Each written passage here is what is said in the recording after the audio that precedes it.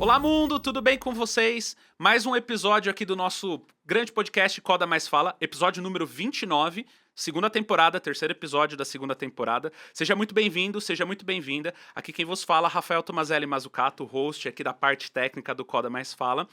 Se você não sabe o que é esse podcast, primeira vez que você está assistindo, eu vou fazer um pequeno resumo para você ficar situado, situada, e depois a gente segue aqui nos conformes. Esse podcast veio, da junção do Primo Tech com o DevariaCast, nosso antigo podcast, junto com o Grupo Primo ali, dentro da nossa fusão, onde a gente tem agora no grupo Start, Devaria e Verzel, grandes empresas de tecnologia se uniram, e o resultado dela foi o Coda Mais Fala. O que a gente tentou fazer com esse podcast? Um podcast um pouco diferente, Geralmente o podcast ele é só entrevista. Mas como a gente fala de tecnologia, de programação, é uma coisa que a gente gosta, a gente quis trazer um a mais. Então, qual que é o segredo e por que o nome Coda Mais Fala, A gente tem o nosso Fala aqui, que é a nossa entrevista, e no final a gente tem o Coda, que é justamente pegar uma solução, seja ela técnica, seja ela um desenho de solução, uma programação, e desenvolver junto com o convidado. Então, vocês já sabem que o convidado aqui é sempre régua alta para que a gente efetivamente faça o melhor podcast para vocês. Beleza? Então, se você gostou, já dá um like, dá um joinha, se inscreve aí. Se você não segue a gente nas redes sociais, já vai aparecer a minha. Depois a gente vai deixar também aqui do convidado, já vou falar dele. E também tem todos os links aí na descrição. Inclusive, o exercício que a gente vai fazer no Coda também fica na descrição, tá bom? Então, acho que eu já fiz todos os recados. Vamos lá pro episódio, que vai ser bem legal. Então, pra gente apresentar aqui, posso dizer que é amigo, porque é além de um contato, uma pessoa que eu tenho, um convívio frequente, Ele é formado em Ciências da Computação pela PUC de São Paulo. Ele é pós-graduado pela FGV em Liderança e Gestão de Pessoas, casado, pai da Laura. Ela tá com quantos anos? Tá com 4 aninhos. 4 aninhos. Uma coisa muito legal, autodidata, começou a se apaixonar por programação aos 12 anos de idade, eu achando que eu era precoce, A pessoa consegue ser pior que eu. Começou a sua jornada oficialmente aos 18 anos, Marcada por experiências em empresas renomadas, A sua especialização é mais em empresas, do mercado financeiro. Então teve Mercado Livre, teve Itaú, Isinvest e atualmente, inclusive, tá no dia de hoje que estamos gravando esse episódio fazendo 1 aninho de Nubank. E por último, ele acabou de me dar uma informação muito legal, é apaixonado por automação residencial e que ele coda toda a parte de automação residencial. Seja bem-vindo, Francisco Vócio Neto, mais conhecido como Neto. Seja muito bem-vindo, obrigado pela sua disponibilidade, Sei que principalmente final de ano ali, todas as agendas ali de liderança para conseguir fazer os planejamentos do próximo ano. Conta um pouquinho da sua história, conta um pouquinho de você ali, como você falou, Começou cedo e tudo mais, qual foi o seu interesse, e depois a gente manda o papo. Beleza, Rafa. Primeiro, obrigado aí pelo convite, é um prazer aí estar conversando com vocês, aí compartilhando um pouquinho aí da minha vida, da minha experiência e contar um pouco aí sobre desafios, Então, como você falou, você fez a introdução. Eu comecei a minha vida em tecnologia, eu considero realmente muito precoce, você usou o termo certo. Eu tinha aí mais ou menos por volta de 12 anos e o que mais me motivou foi videogame. Assim, eu sou, até hoje, ficcionado por videogame. Tamo junto. E aí, na época, eu lembro que, tinha meu Super Nintendo na época, jogava Mario Bros e eu achava aquilo sensacional e falava, mas como que eu aperto um botão e o Mario pula, sabe? Tipo, Sim. O que é aquilo? Sim. E aí eu fui começar a dar uma estudada. Na época, eu ganhei um computador. Nossa, era um Pentium, cara, pra você ter uma ideia, agora que eu lembrei. Do meu pai, assim. E eu lembro que, tipo, o que eu mais fazia no computador era quebrar o computador, assim. Sempre dava algum problema no Windows e tudo mais.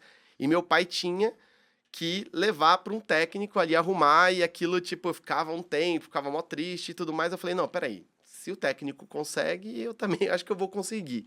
E na época era internet de escada, Tipo, eu entregando a minha idade aqui, Uhum. Mas era outros tempos. O conteúdo de tecnologia, de inovação, era muito mais complexo você conseguir achar. Mas, aos poucos, a gente vai, com vontade, a gente vai conseguindo achar. Eu achei, a primeira coisa, eu fui para a parte mais de hardware mesmo, para tentar entender. Como você falou, para arrumar o computador. Exatamente, ali, porque eu não queria mais pedir pro meu pai levar pro técnico. Então, aí eu comecei a resolver os meus próprios problemas. Então, foi, tipo, um ponto muito positivo. Aí depois eu falei, mas agora, voltando pro Mario, como é que eu vou ver programação? E na época, eu lembro que era muito difícil você conseguir conteúdo. Na época, principalmente em português, era praticamente impossível. Em inglês, na época, era, tipo, também... não tinha um conhecimento ali para você poder pegar um artigo, um texto, porque não era costume das pessoas fazerem isso. Mas aí você ia mais para artigo acadêmico, tentar achar alguma coisa na internet. JavaScript já era uma realidade, então já estava com bastante conteúdo ali para você poder estudar. E aí foi aí que eu comecei a fazer as minhas primeiras brincadeiras, tentar entender. Aí eu fui entender e falei, opa, peraí. Descobri que para poder fazer programação ainda, para tentar, precisava de lógica de programação. Lógica de programação associada à matemática. Matemática era algo que eu gostava muito. E eu Uhum. sempre entendi matemática como um desafio. Para mim, Uhum. sempre isso foi um desafio. Tipo, Tem uma videogame. referência legal é isso que eu ia falar, a referência do videogame, né? O videogame, principalmente dessa época, era muito voltado pra fase, né? Você tinha a fase e o objetivo era completar a fase. E aí o Exato. desafio é a mesma coisa, né? Opa, como que eu faço pra fazer isso funcionar, né? Exato. E, tipo, como fazer, resolver um problema. E aí, quando você começa a entender, né, para todo mundo que está acompanhando a gente, sabe que você pode ter N formas de resolver um problema, era isso que mais me fascinava. Porque eu poderia começar com uma solução super simples, para problemas muito básicos, e aí você vai melhorando e você vai descobrindo que você vai ter outras soluções e o resultado é o mesmo. Uhum. Isso que foi mais legal. E aí eu fui começando, né, aprendendo e tudo mais. Na época, para poder sair um pouco dessa parte só de tela, né, tipo de Uhum. código, e já começar a entender mais uma interface com o usuário, na época tinha VB6, que era tipo o frisson do momento. Foi o que eu comecei também. Você também? Uhum. E aí foi como eu comecei a entender um pouco do que era uma interface e tudo mais. E aí a gente vai passando de tempo e tudo mais. Aí fui através de fazer técnico mesmo, né? Não coloquei, mas eu fiz técnico de programação mesmo, de Você processamento fez de no dados. ensino médio, aquele esquema de Fiz. fazer no colégio, né? Você fazia o Exato. colégio de manhã, de tarde você tinha aula. Exatamente, eu fiz isso. Eu era o único da minha turma, se eu não me engano, que fazia técnico, então, tipo, era uma carga horária mais pesada, mas, assim, foi muito bom pra mim, porque depois que eu terminei o terceiro colegial, todo mundo fica com aquela indecisão, tipo, o que eu vou fazer da minha vida e Você tudo só mais e tava tal. andando já. Eu falei, pô, o que eu quero fazer é isso, então deixa eu procurar uma faculdade que atenda às minhas necessidades. Aí acabei indo pra faculdade, tomei Uhum. um susto gigantesco na faculdade, porque ciência da computação é um curso legal, imagino Sim. que você também fez. Sim, fiz ciências também. Eu sempre gostei muito de matemática, mas não sabia que ia ser os 2 primeiros anos só matemática, né? Eu tive uma.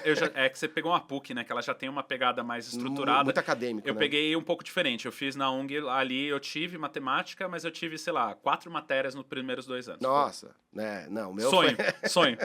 Quem dera, né? Se fosse isso. Não, o meu foi muito, assim, foi bastante pesado, mas eu fui procurar... Uma coisa que é muito legal, assim, dizer é que, tipo, eu nunca me contentei, tipo, com uma explicação simples, sabe? Uhum. Tipo, faça matemática ou tem essa carga forte de matemática porque é assim.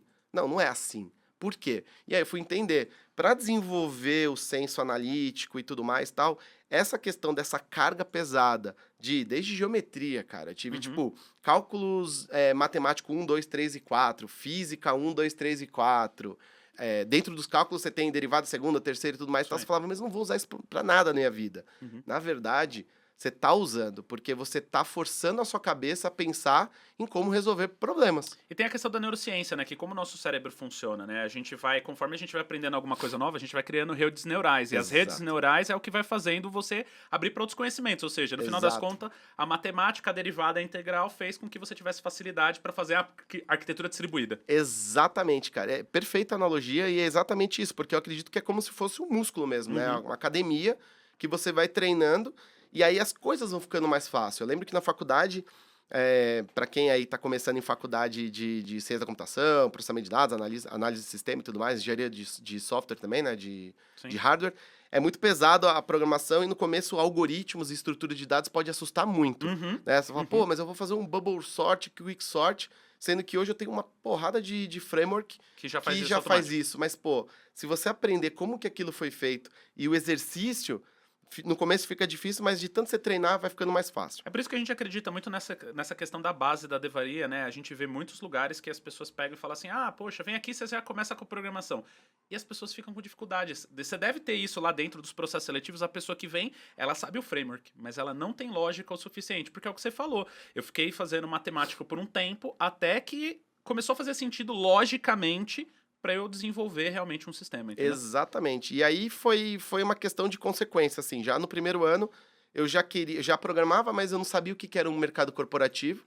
Aí já no primeiro ano, a PUC, sou muito grato à minha faculdade, porque tipo, ela me proporcionou uma oportunidade muito boa de ter visibilidade nas empresas, e eu Uhum. comecei a estagiar já logo no primeiro ano. Que legal. Então, tipo, eu queimei a largada, digamos assim, já no estágio. Por quê? Porque eu queria aprender, tipo, uma coisa é você ficar no seu quarto brincando, outra coisa é você entender um problema real, né? Não que os meus problemas não fossem reais, mas um problema de dor do usuário e já ter o contato com o problema e com o usuário ali, Uhum. a questão tipo de, olha, você tem a solução rápida e a solução certa, Uhum. né? Qual que você tem que aplicar? Você não pode ser 880. Então, Sim. eu queria sentir isso já na pele.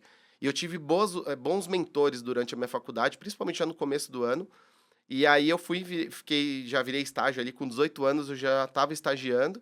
E aí depois, na sequência, eu já fui para ser trainee. Uhum. E aí eu fui ser trainee antes de ser formado. Uhum. Isso me facilitou muito, porque eu fui ser trainee numa empresa focada em engenharia de software. Uhum. Então, meu professor da faculdade, que era o meu professor de engenharia de software, era o meu chefe na época, meu líder. E aí, tipo, eu estudava com ele de manhã e de tarde eu trabalhava no laboratório com ele. Então, Legal. para mim, foi, assim, um divisor de águas. E dali, eu comecei a me aperfeiçoar mais com programação. Tive uma participação muito legal, que eu acho que foi muito importante dizer, que foi uma startup, que ela existe até hoje, chama Envio. Uhum. E ela me proporcionou um mar de opções de, tipo, de aprender o que é, de fato, programar direito. Uhum. Né? Então, Uhum. tipo, olhar uma solução, a gente vai falar um pouco depois Sim. aí do desafio, Sim. mas não olhar só uma solução que funcione, mas uma solução que escale, tudo mais. Isso eu tô falando de 2008, 2009, 2010. Então, Uhum. com as tecnologias daquele momento, o que a gente conseguia fazer no Brasil nem era muito comum aquilo, porque a startup ela se preocupava muito na qualidade do software. Uhum. Até hoje ela se preocupa demais com Uhum. qualidade de software, e isso foi uma escola muito grande. Então, eu entrei desde quando eu era pleno, Uhum. e saí como líder técnico, né? Ou seja, fez a carreira ali Eu inteira. fui subindo, aumentando a responsabilidade dos problemas e tudo mais. E aí, quando eu sempre fui muito novo, né, nas carreiras, e aí eu optei por sair, e eu não tenho vergonha de falar disso, que eu saí chorando da empresa, né? Porque eu queria ir para uma empresa grande. Uhum. Então, tudo que hoje as pessoas elas têm um certo medo, uma preocupação, tipo, uma empresa burocrática, empresas grandes vão te travar, vão te limitar. Eu ouvia isso, mas eu não sentia isso. E aí eu queria saber, não, deixa eu saber o que é uma empresa grande. Uhum. E aí apareceu um processo seletivo na época pro Itaú. E aí eu tive a oportunidade de sair de um líder técnico com uma autonomia gigantesca de uma startup para ir para uma empresa gigantesca, né? O maior banco de varejo Brasil. da América Latina, na Pois é. verdade, né? E para trabalhar numa área, e eu lembro perfeitamente, cara, assim, olha como que as coisas marcam. Isso foi 2011, cara. Uhum. Olha quanto tempo que já foi. E eu lembro que a posição que eu comecei chegava até numa entrevista com o diretor. Uhum. E o diretor de tecnologia não era de tecnologia. Uhum. Ele era um diretor de negócio. Mas a preocupação que ele teve comigo de falar, você tem noção? Ele falou essa frase pra mim. Você tem noção do que você tá fazendo aqui? Porque você está indo para um banco muito grande, setorizado, né? Na startup eu servia café, codava, atendia o telefone, fazia Uhum. plantão, era tudo, né? Era a gente, era a empresa. E lá não, lá era o seu quadradinho. Eu falei, sei. Eu tinha 24 anos, 25 anos, falei, sei, é isso mesmo que eu quero experimentar. Amigos fizeram apostas e falaram que eu ia durar só 6 Da hora. meses e tal. Mas foi muito legal, cara. Daniel Resumo. tava nessa aposta? O Daniel, não tava. Mas podia estar tranquilo, porque quem me conhecia falava, o Neto não vai aguentar, sabe? Tipo, o dono da startup que é meu Você amigo trabalhava? até hoje, ele falava isso, ele brincou, ele falava assim, não, você não vai aguentar ali, porque não era o meu estilo, né? Só que eu tinha que aprender. Vou resumir e encurtar a história. Eu fiquei 8 anos Eu no tô Itaú. curtindo. Eu tô curtindo tudo. Eu fiquei 8 anos no Itaú, cara. Hoje, eu tenho 36, tá? Hoje, quando eu conto isso, eu faço parte de algumas mentorias e tudo mais, tá? Então tem alguns mentorados meus aqui. Eu converso e conto um pouco sobre essa história, um pouco mais detalhe, e as pessoas falam assim, Neto, como você ficou 8 anos numa empresa? E eu falo pra vocês e falo assim pra todo mundo, eu devo muito ao Itaú, Sim. sabe? Tipo, porque o Itaú, ele me mostrou o que é uma empresa grande, e mais do que isso, você tem 2 perfis, na minha opinião, de quando você entra numa empresa grande. Uhum. E aí, se você olhar a minha história de vida, de lá pra frente só foram empresas grandes, Uhum. né? Uhum. Você tem 2 formas de lidar com empresa grande. Ou você acredita que vão te limitar e vão te definir guardrails e você vai ficar naquele teu escopo, Uhum. ou você vai entrar pra literalmente destruir o status quo ali e tal, Uhum. e reconstruir algo que você acredita. Uhum. Eu vivi tão intensamente a minha história de startup que para onde eu fui e aonde eu estou, na verdade, eu sempre tive esse mindset, tipo, ninguém vai me limitar. Uhum. Então, isso que eu acredito que fez eu ter tantos desafios nesses 8 anos de Itaú. Uhum. Eu fiz a minha carreira porque eu sempre fui uma pessoa muito técnica. E aí eu cheguei num determinado momento da minha vida que eu falei, olha, eu preciso conversar com o meu líder, ou a minha líder. E aí todos os líderes eram só de gestão de pessoas. E aí eu falava, mas eu sou técnico, eu preciso conversar de arquitetura, de decisões e tudo mais. Ah, então eu tenho que tomar decisão. Determinado assunto você fala com a pessoa A, Uhum. determinado assunto você fala com a pessoa B. Eu falei, não adianta. E eu já estava subindo de cargo, e aí chega no momento ali que você tem que meio que tomar uma decisão ali, Sim. que é a famosa carreira em Y, Uhum. que eu não gosto nem de usar esse termo, Sim. mas é verdade. Sim. Você tem que tomar uma decisão, e aí tudo estava tendendo para eu ir para a carreira de especialista e tudo mais, porque, né, eu codava sempre e tal e tudo mais. E aí eu falei, não, quer saber? Por que que eu não vou experimentar o outro lado, mas não fazendo as mesmas coisas? Ninguém vai me limitar a cadeira de gestor de ser um gestor só de pessoas. Uhum. Por que não levar essa via técnica, mas dando um apoio de gestão? E aí eu descobri que eu não sabia fazer isso. E eu queria ser, ao mínimo, um gestor que eu nunca tive. E aí, o que que eu fiz? Eu comecei a estudar toda essa parte de gestão. Foi aí que eu tive uma possibilidade dentro do próprio Itaú, ter um programa chamado Pool de Talentos, que é bem conhecido. Fiquei nesse processo, passei durante o processo seletivo e fiz essa pós-graduação para começar a entender o que era Uhum. gestão de pessoas, mas sem sair do âmbito técnico. Então eu procurei começar a ser, né, um gestor para as pessoas do gestor que eu gostaria de ter. Então uma pessoa que você senta para tomar um café e fala de um problema pessoal, um problema profissional, e a gente vai conseguir achar uma solução, mas ao mesmo tempo você está com um problema ali de arquitetura, um problema que você está blocado, e a gente vai conversar e a gente vai achar uma solução. Muito Né? legal. Então, esse mix, na época, era muito diferente, tá? Eu tô falando na época, era 2014, 2013, 2014, 15, era muito diferente. Então, tipo, e eu acreditava que aquilo era verdade. Até um ponto de que o Itaú já tinha realmente me ofertado tudo porque eu precisava naquela posição e eu me senti preparado para assumir novos desafios. Uhum. E aí eu recebi o convite para ir para a Isinvest, e aí de lá eu comecei a aplicar de fato tudo que eu tinha aprendido numa empresa bem tradicional, Sim. com processos mais tradicionais. Aqui não tô querendo ser politicamente correto, mas cada empresa tem o seu momento e aquele momento fazia E parte tem um do modus Itaú. operandi. Exatamente. Tem quem gosta, tem quem não goste. Exatamente. E tem que respeitar. Exatamente. Mas naquele momento eu já estava com uma cabeça já mais tipo, pô, cloud já era uma coisa que não era uma realidade pro Itaú, hoje é, Sim. mas na época Sim. não era e para mim já estava limitando, Mas sabe? se você for parar para pensar no esforço, até pensando pela magnitude do Itaú, né? Você pegar todos os data centers ali, é uma tomada de decisão difícil, né? Cara, É só você entrar no conceito do mainframe. Até hoje falamos de mainframe Exato. e vamos continuar falando, porque Exato. o esforço é tão grande que não vale a pena. Pro Exato. Itaú não vale a pena naquela época. Exato. Naquela época não faria Sim. sentido, né? Eu lembro que, pô, eu nasci de 87. Eu lembro que eu não sou nem próximo de mainframe ali. Então, eu sempre ficava nos sistemas satélites e que, obviamente, o core bank sempre foi feito em mainframe e tinha que respeitar lá, né? Tava desde 87 funcionando. Quem era eu Sim. que ia chegar lá e falar, gente, vamos mudar, Exatamente. né? Então, entender que aquilo estava funcionando para o momento, mas aí que existe o ponto que eu acredito que hoje eu tenho grandes amigos que estão ainda no Itaú lá, e eles têm a gente tem essa, quando a gente vai tomar um café ali, a gente conversa sobre isso. Funcionava muito bem para aquele momento, mas não escala. Uhum. Não é o que é a tendência. Uhum. Lembro que na época que eu estava no Itaú, Itaú montou o CTMM, para quem não Uhum. conhece, é o Centro Tecnológico de Mojimirim, Uhum. que era, tipo, se eu não me engano, tá? Posso estar falando besteira, mas era o maior data center da América Latina. Uhum. Era uma coisa, assim, de louco, assim. Sim. É uma estrutura muito grande e que se você olhar assim, você fala, mas o dinheiro que foi gasto ali, se fosse colocado um multi-cloud ali, com GCP, ou com AWS, ou Azure, fazendo uma multi-cloud, era muito mais barato. Mas sabe uma coisa legal? Agora, só pra gente, depois a gente segue depois na carreira, mas agora Uhum. você me lembrou um ponto que eu li essa semana e é legal da gente conversar aqui.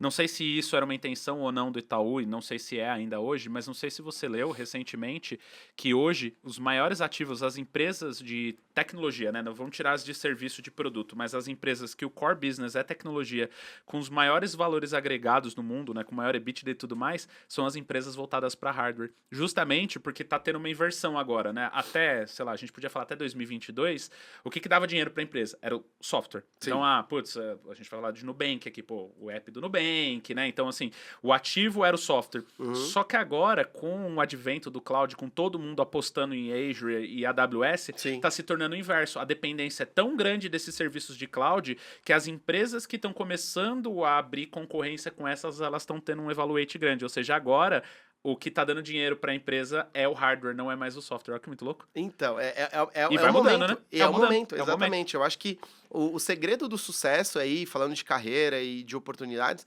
é você enxergar o momento que o mundo está vivendo e você entender qual que é a tua posição, quais são os fatores limitantes para você poder driblar ali e você se encaixar naquele momento. Adaptabilidade, né? É a Exato, habilidade de... Exato. E aí a decisão que eu tomei lá atrás, né, e falando das empresas que eu passei, eu descobri que o perfil que eu estava procurando ser de gestor ali, que todos os dias eu tento me aperfeiçoar para ficar mais adequado para o mercado, que é esse gestor que não é só um gestor de pessoas e que não é só um cara técnico e tudo mais, que é um mix feeling disso, Uhum. era o que o mercado estava precisando. Inclusive, na onda. eu ia falar, tava esperando uma brecha para falar sobre esse comentário e a gente dialogar sobre isso. Uhum. A gente tem a referência, obviamente, do mercado nacional, mas quando você vai olhar, né, as Big Four, você vai pegar Microsoft, Apple, os gerentes de projetos, gerentes de pessoas, eles são técnicos. Exato. Se você for olhar, né, o growth da escala não é a escala como a gente fala, né, a carreira em Y como a gente está acostumado, né? Exato, exato. Ele, na verdade, cara, você é uma pessoa de pessoas, seu foco é em pessoas, você precisa saber do técnico. Você é um cara Exato. técnico, você precisa saber de pessoas. Exato. E aí formam-se pessoas, na verdade, você unifica, é o Y ao contrário, né? Você vem aqui, junta e sobe, né? Você sabe que eu gosto muito dessas teorias e tudo mais tal, e eu costumo dizer,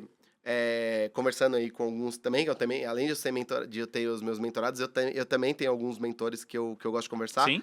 Eu acredito muito na carreira em W. Uhum. Né? E o W, acho que a letra mesmo já te mostra que ela não tem uma obrigatoriedade, porque o Y, quanto mais alto você tá, mais distante você tá das extremidades. Exatamente. O W não. Exatamente. O W ele tem a ligação. Ele junta. Então você pode trafegar tanto do lado técnico quanto do lado de gestão, dependendo da necessidade do seu time.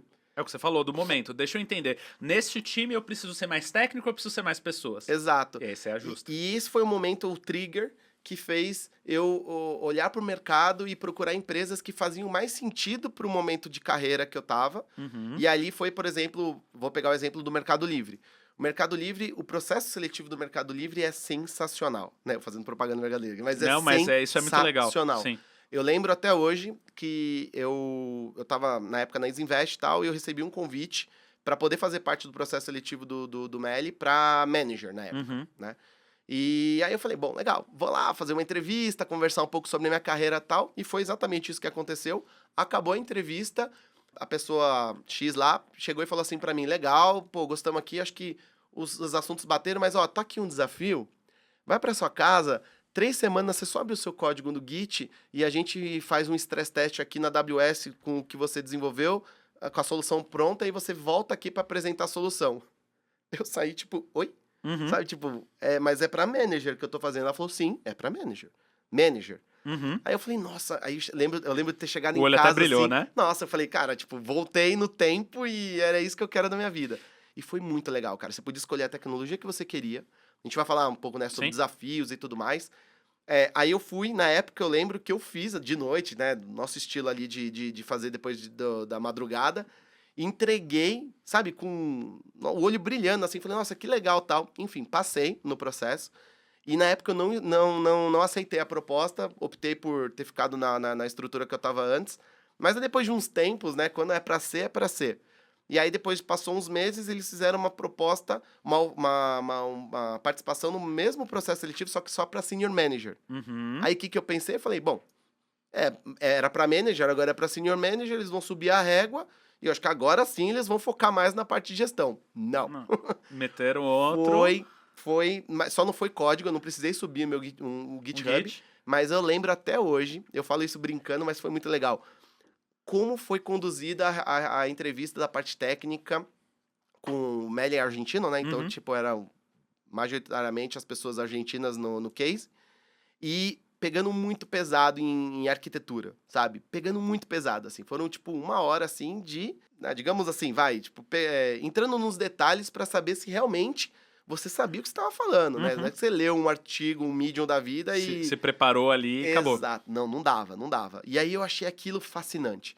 Aí eu aceitei a proposta E aí fiquei lá, e aí eu participei do processo lá dentro, né? Recrutando pessoas, né, pros meus times, que meus times eram todos novos ali e tudo mais, tal, e eu percebi o quanto que aquela cultura era importante. Uhum. E aí eu falei, pô, tô no lugar certo e fiz as escolhas certas no passado e tá tudo certo. E aí aproveitei toda a minha jornada, foi uma jornada muito legal no Mercado Livre, eu sou muito grato também por essa empresa. E aí hoje eu tô fazendo um ano de Nubank, recebi alguns convites, algumas conversas no Nubank no passado, até eu aceitar o momento, porque a gente tem que estar preparado para conversar e tudo mais, né? Sim. E aí, o Nubank foi a mesma coisa. Eu tô como senior manager hoje no Nubank, Uhum. e o processo seletivo foi a mesma coisa. Foi, tipo, conversas pra gente entender perfil e tudo mais, e case técnico e sabatina, É isso né? aí. Por quê? Porque não é aquela história que você vê na internet, assim, fala assim, ah, mas eles pegam pesado no processo seletivo, mas na prática você não usa. Uhum. Não, você usa. Uhum. Você usa porque eu, hoje, sou responsável pelos meus times, e os meus times, todos eles, têm refinamento técnico, têm interdependência, tem dependência entre as próprias BUs, né, internamente e Uhum. externamente, e todos eles têm desafios de engenharia, sabe? Todos, todos, todos. Então, se você saber, não que eu tô, obviamente, em todos os refinamentos, né? Longe disso. Mas quando é necessário, você consegue entrar através de perguntas, de questionamentos, provocações, colocar a sua opinião na mesa, ajudar o time a chegar numa conclusão. É de extrema importância que você conheça a tecnologia. Sim, sim. Senão você não vai conseguir ajudar, né? Você vai ser um Exatamente. facilitador, não. Você tem que realmente conduzir ali o time a chegar na melhor solução. Então,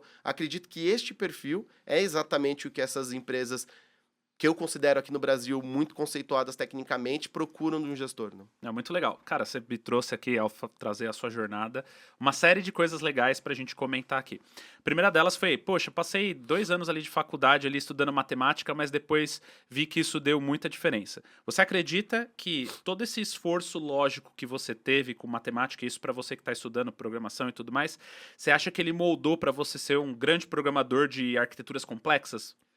Com certeza, cara. Assim, sem dúvida nenhuma. Hoje eu não tenho contato mais com as minhas professoras ali do meu primeiro e segundo ano, mas se eu tivesse a oportunidade de encontrá-las, eu agradeceria muito, porque realmente toda essa formação que você tem de pensamento crítico, analítico, não ter uma resposta pronta ou rápida N para um problema. caminhos. Saber, tipo assim, poxa, peraí, deixa eu tentar entender o problema, o porquê desse problema, sabe? Todo esse estudo, esse discovery que você tem que fazer através, ou o conceito de inception, Uhum. para você chegar numa possível solução, e aí você tem todo um caminho até chegar à solução. A solução depende de quais variáveis? Uhum. É o tempo que está te ditando? Uhum. É a qualidade? É uma POC, né? Ou seja, é um processo que eu vou fazer só para testar, então, tipo, eu vou ter desapego daquele código que eu vou desenvolver? Ou não? É uma solução que já está pronta há um certo tempo e agora a gente está no momento de escalar, então eu vou ter que fazer um refactory para isso. Você entende? Então, Faz são todo várias sentido. variáveis e que tudo isso que a gente conversou no passado são como se fosse itens da nossa mochila que a gente vai trazendo e chega um determinado momento da tua vida que você vai abrir e você vai usar essa caixa de ferramenta em qualquer momento. Por isso entendeu? que é legal, a gente fala muito disso, porque as pessoas hoje, até como as formações estão sendo montadas, elas acabam focando muito no código. Então a pessoa entra na primeira aula, ela já vai ter programação. E muitas pessoas se frustram, porque a hora que você pede, faz um código aqui pra mim, a pessoa não consegue. Por quê? Porque é justamente o que a gente falou, as redes neurais, a pessoa não moldou a lógica dela Exato. pra ela conseguir construir algo sozinha. Ela consegue copiar e colar código. Isso é muito legal pra você que tá estudando programação. Foca nisso. Se você tá com dificuldade de entender seu código, foca na lógica, entende, resolve problemas, às vezes no papel ali, antes de efetivamente você voltar pro código, porque você precisa criar um cérebro resolutor de problemas antes de você ir lá e conhecer o framework, né? Exato. Muito legal. E assim, eu acho que o treino leva à perfeição. E eu acredito muito, é uma questão pessoal, que não existe perfeição, Sim. né? Então eu acho que a gente tem que sempre estar com o pé no chão de que dá para melhorar, Sim. né? Então lembra dos guardrails, os fatores limitantes? Para mim isso é quase que um dogma de vida ali e tal, Sim. de falar, ó, isso não é uma verdade para mim. Então eu procuro sempre estar aperfeiçoando. Aí obviamente tem as variáveis que você precisa levar em consideração para tomar uma decisão. Mas, por exemplo, hoje, até coisas que não são corporativamente falando, né? Mas, por exemplo, que nem você comentou que eu tenho um hobby, é uma paixão, que é automação residencial. Eu adoro isso. A minha casa... Explica pra galera, quem não sabe, o que é uma automação residencial. Boa. Então, para quem nunca ouviu falar nisso, provavelmente já deve ter ouvido falar alguma vez na vida em Arduino. Uhum. Arduino, acho que alguém já deve ter ouvido falar, né? Então, você faz os protótipos ali, um robozinho, um LEDzinho que acende e tudo Uhum. mais. Aquilo ali foi literalmente, para quem quer começar, eu indico fortemente começar com Arduino. Pega um Arduino Uno aí, que vai ser, é baratinho, muito legal aprender. E aquilo abre literalmente a tua cabeça e portas também, tá? Literalmente, Literalmente. Literalmente. literalmente, mas abre a oportunidade para você desenvolver o que você quiser. E aí entra muito do que é o nosso perfil, né? Então, por exemplo, tem muitas coisas que me incomodam, né? Uhum. O que mais me incomodam é processos repetitivos. Sim. Então, se eu vejo um processo repetitivo, na minha cabeça, acho que pelo treino e Sim, pelo sim. tempo né, que a gente tem de experiência, na minha cabeça já fala, opa, vou automatizar. Isso tem uma automatização Já dá aqui. para automatizar. Sim. Então, por exemplo, é madrugada passada, é um caso real, tá? Madrugada passada, essa madrugada, a minha filha, de 4 anos, ela queria um peixinho, né? Ela queria um beta, né? Uhum. Aí ela foi lá, a gente foi lá, comprou um peixinho e tal, e ela tá na euforia lá de alimentar o peixinho. Só que ela tem 4 anos, né? Eu sei que essa euforia vai acabar. E que ela vai esquecer de E ela alimentar vai algum esquecer. dia. Como ela já esqueceu, alguns dias, em 3 semanas ela já esqueceu. O que aconteceu? Eu tenho que ficar lá lembrando de alimentar o peixe e tudo mais. O que eu fiz? Já estou automatizando isso. Já comecei a desenvolver um alimentador automático para peixe e tal, que eu consigo programar com horário. E a minha casa na rede mesh, tudo que eu consigo colocar hoje, aí você vai evoluindo, né? De Arduino você vai para ESP32 Sim. e tudo mais e tal. Eu consigo colocar tudo isso dentro da minha rede mesh e através de app que eu desenvolvo mesmo pelo meu celular aqui, eu consigo controlar tudo. Eu consigo controlar desde das luzes da minha casa, temperatura de jacuzzi, persiana, Sim. irrigador, né? Tem jardins com irrigadores automáticos, o alimentador do peixinho. Ou seja, tudo que são rotinas que você precisa entender. E eu acredito muito que casas inteligentes, na verdade, nem é o futuro, é a realidade, Sim, né? sim. E aí você consegue, como se fosse building blocks, criar peças para que você consiga colocar no seu ecossistema. E aí, obviamente, já usando inteligência artificial, uma coisa alimentar a outra com informações e aí cada vez você tendo isso de uma maneira mais prática. É ter um Jarbs em casa ali Eu- pra ele já fazer tudo. Exato. Por exemplo, o meu jardim. Meu jardim, eu tenho um irrigador que eu desenvolvi.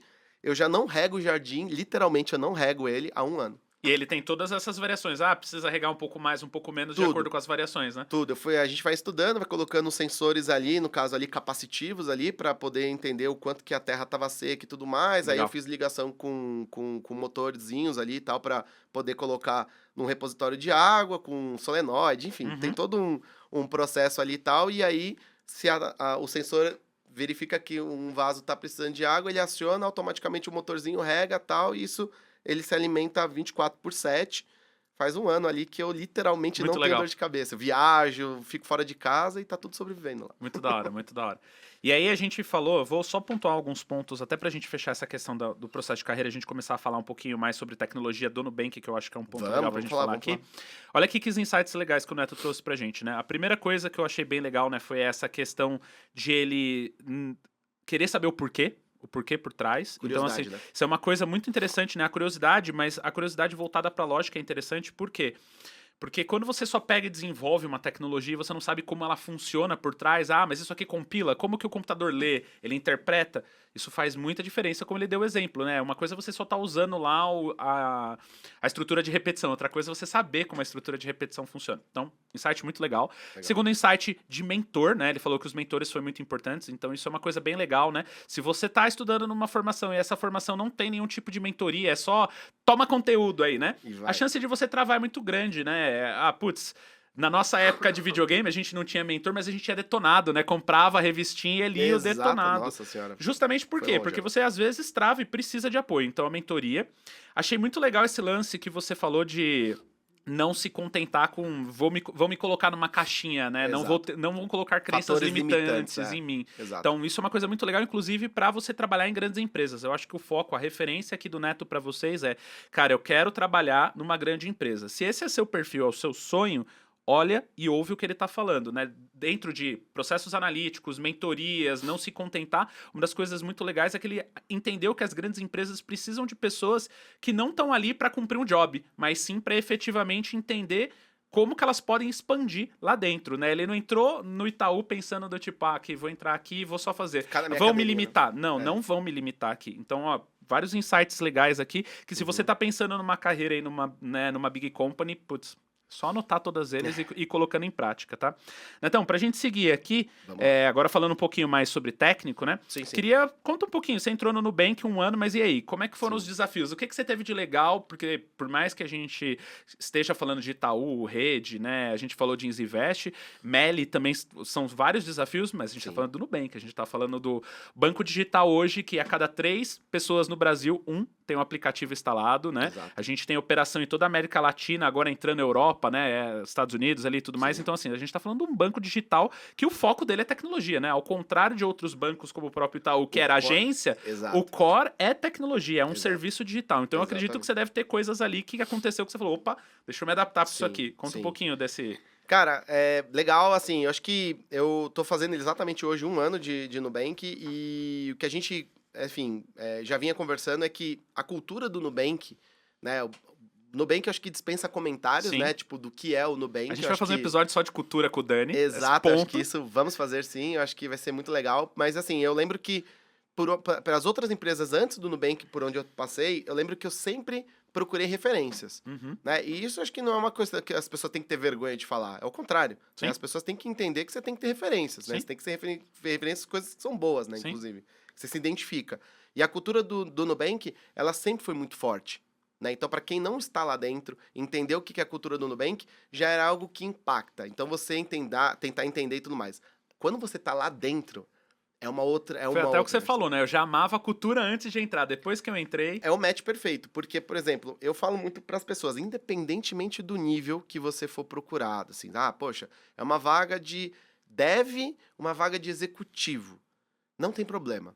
Você aproveita o processo seletivo para aproveitar para entrevistar a própria empresa, não ser entrevistado. De novo, fatores limitantes. Sim. E eu lembro muito que quando eu aceitei, né, conversar com o Nubank e tudo mais, eu tive a oportunidade de 2 coisas. Uma que eu já era apaixonado pela cultura e eu queria entender o que é de verdade aquela cultura. E segundo, foi que eu tô hoje à frente de uma área que é o No Shopping. Né? Então, toda a parte de marketplace do Nubank hoje tá com o meu time. Que tá bem forte, inclusive. A Cris falou disso recentemente, né? Exato. Ela tá bem... gente... Eles estão investindo bastante no shopping. Né? Exato. A gente tá muito feliz com os resultados, né? Fazendo um merchan aqui, mas, Tá mas é a mais pura verdade. Por que eu tô falando isso? Porque quando você olha para o Nubank, por que o Nubank entrou no Brasil? Né? Ele é brasileiro e ele começou no Brasil falando assim, pô, vamos facilitar a vida financeira das pessoas. Vamos começar com um cartão de crédito. Pá, Sim. Disruptivo total. Total. A forma que o Nubank trabalha com a gestão do cartão de crédito e tudo mais tal ali foi extremamente disruptivo. A forma que ele atendeu a população e a necessidade da população foi um momento muito importante, né? Os donos ali da empresa, principalmente o Davi Vélez ali, ele teve uma visão muito, muito legal sobre aquilo. E aí, por detrás dos bastidores, que na minha opinião é muito importante, Sim. foi que toda a parte da tecnologia que você precisa criar para ser Pra atender isso tudo, a né? plataforma que aquilo vai escalar. Sim. Então não foi tipo uma POC. Sim. O banco pensou muito na tecnologia ali, no momento ali da concepção do produto, e hoje a gente colhe os frutos disso. Isso faz parte da cultura. Nossa cultura é sempre aprender com o que a gente fez, né? E melhorar, aperfeiçoar sempre, sempre. Então isso foi muito legal. Então quando eu optei por conhecer o Nubank, era porque eu não ia para o core bank do Nubank, até porque ele está extremamente Estável. forte e né, representativo aqui dentro. Ele é muito bem representado no Brasil e com certeza agora na América Latina, mas que os bancos digitais e também os tradicionais estão apostando muito nesse segmento de marketplace. Sim. Por quê? Porque você está associando a tua marca com o poder aquisitivo das pessoas, facilitando as pessoas a comprarem mais, né? Então, aumentar o poder aquisitivo. Exatamente. Então, hoje, o meu time, ele é responsável por, literalmente, apresentar esse marketplace. Então, a gente tem, hoje, mais de 90% dos big sellers brasileiros dentro da nossa plataforma. E a gente tem um pool de 90 milhões aí, cerca de 90 milhões de usuários, que a gente considerado eles como buyers, e a gente consegue associar o perfil desses possíveis buyers, que são leads hoje, Sim. para os sellers. A gente apresenta as melhores ofertas e a gente consegue Faz linkar um isso. matchzinho ali. E além disso, a gente consegue aumentar o poder aquisitivo desses buyers para que a gente possa garantir que o seller vai vender mais. Afinal, o dinheiro tá girando ali na conta, faz todo Exatamente. sentido. Então Faz a todo gente, como, digamos, um agente intermediário, garantindo que a gente vai ter bons sellers, com curadoria e tudo mais, e garantir que a gente vai estar ofertando a melhor oferta, né, pro nosso buyer, que é o nosso cliente, que é o nosso maior bem ali, Uhum. é o que realmente motivou. E é uma bio super nova, tá? É uma bio que tá aí com 2 anos e meio, 3 anos. Eu tô há 1 ano dessa jornada. Então, tipo, o que eu posso falar para vocês é o pensamento de startup, ele é extremamente forte dentro do Nubank. Sim. Então, lembra do que a gente falou das minhas origens lá, de começar numa startup e você ter que realmente não ver fronteiras e fazer tudo? Eu vivo isso todos os dias. Da Todos hora. os dias eu tô vivendo isso. Não tem uma pessoa no Nubank que eu conheço, e eu acredito que não tenha mesmo, que vai falar para você, olha, o teu trabalho se limita até aqui. É o contrário. Tem um problema? Que ótimo que tem um problema. Então pensa numa solução e traz pra Quero gente, que você vamos discutir. resolva.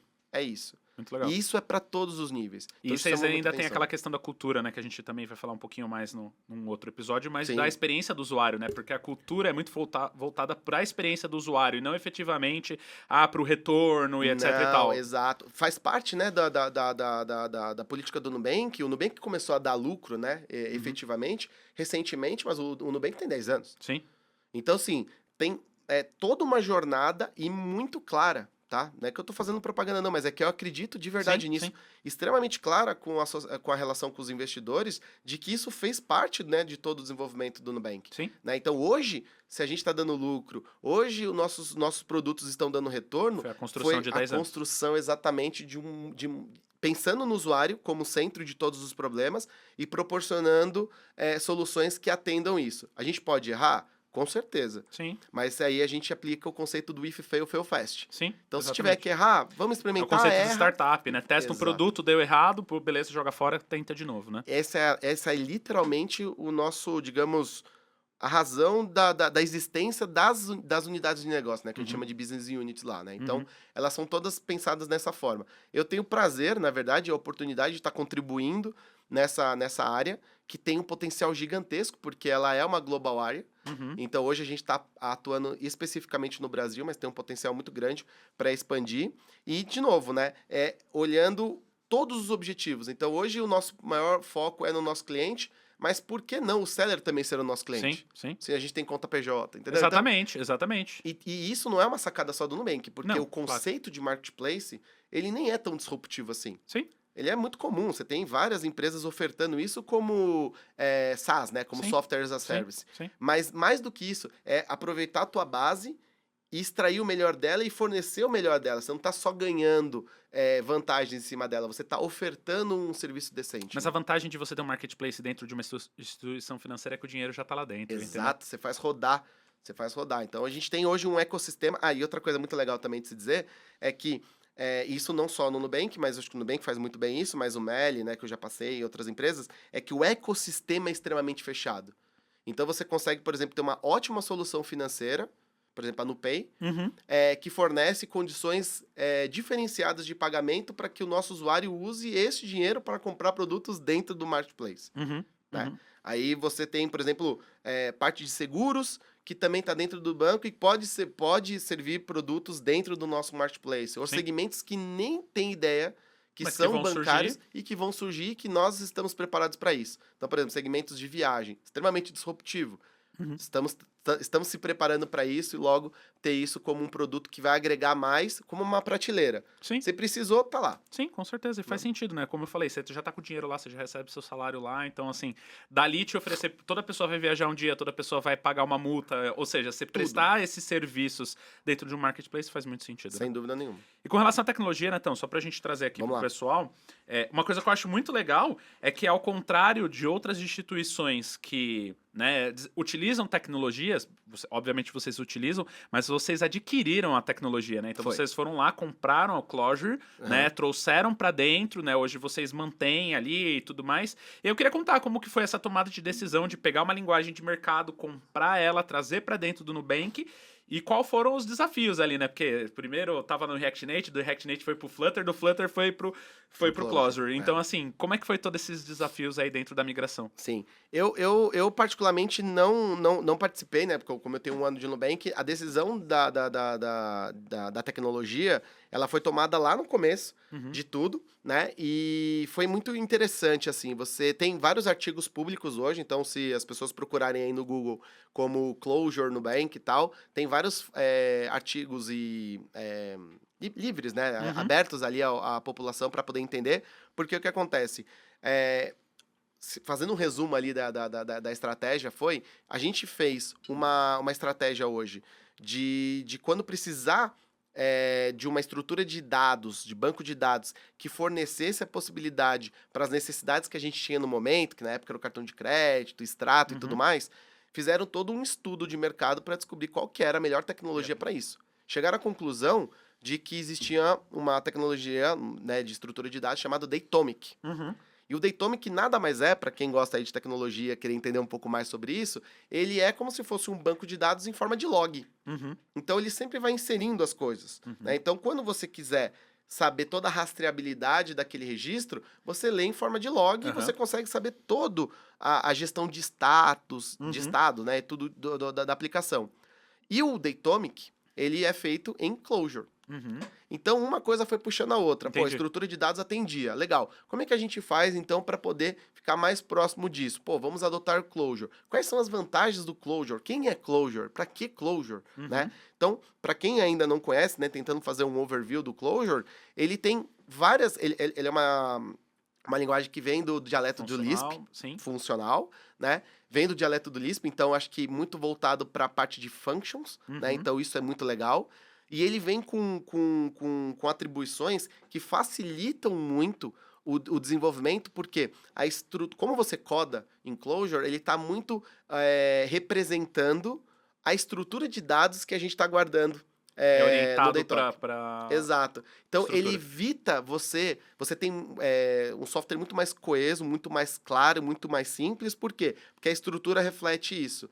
E com isso, você consegue deixar a programação muito mais simples, muito mais fácil. Com o trabalho de functions, por exemplo, eu gostei muito de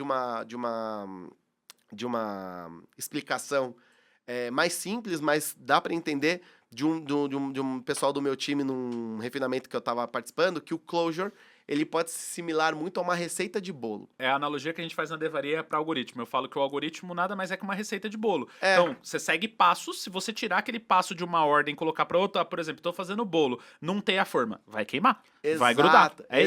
Exato. E o Clojure, ele facilita muito isso, por quê?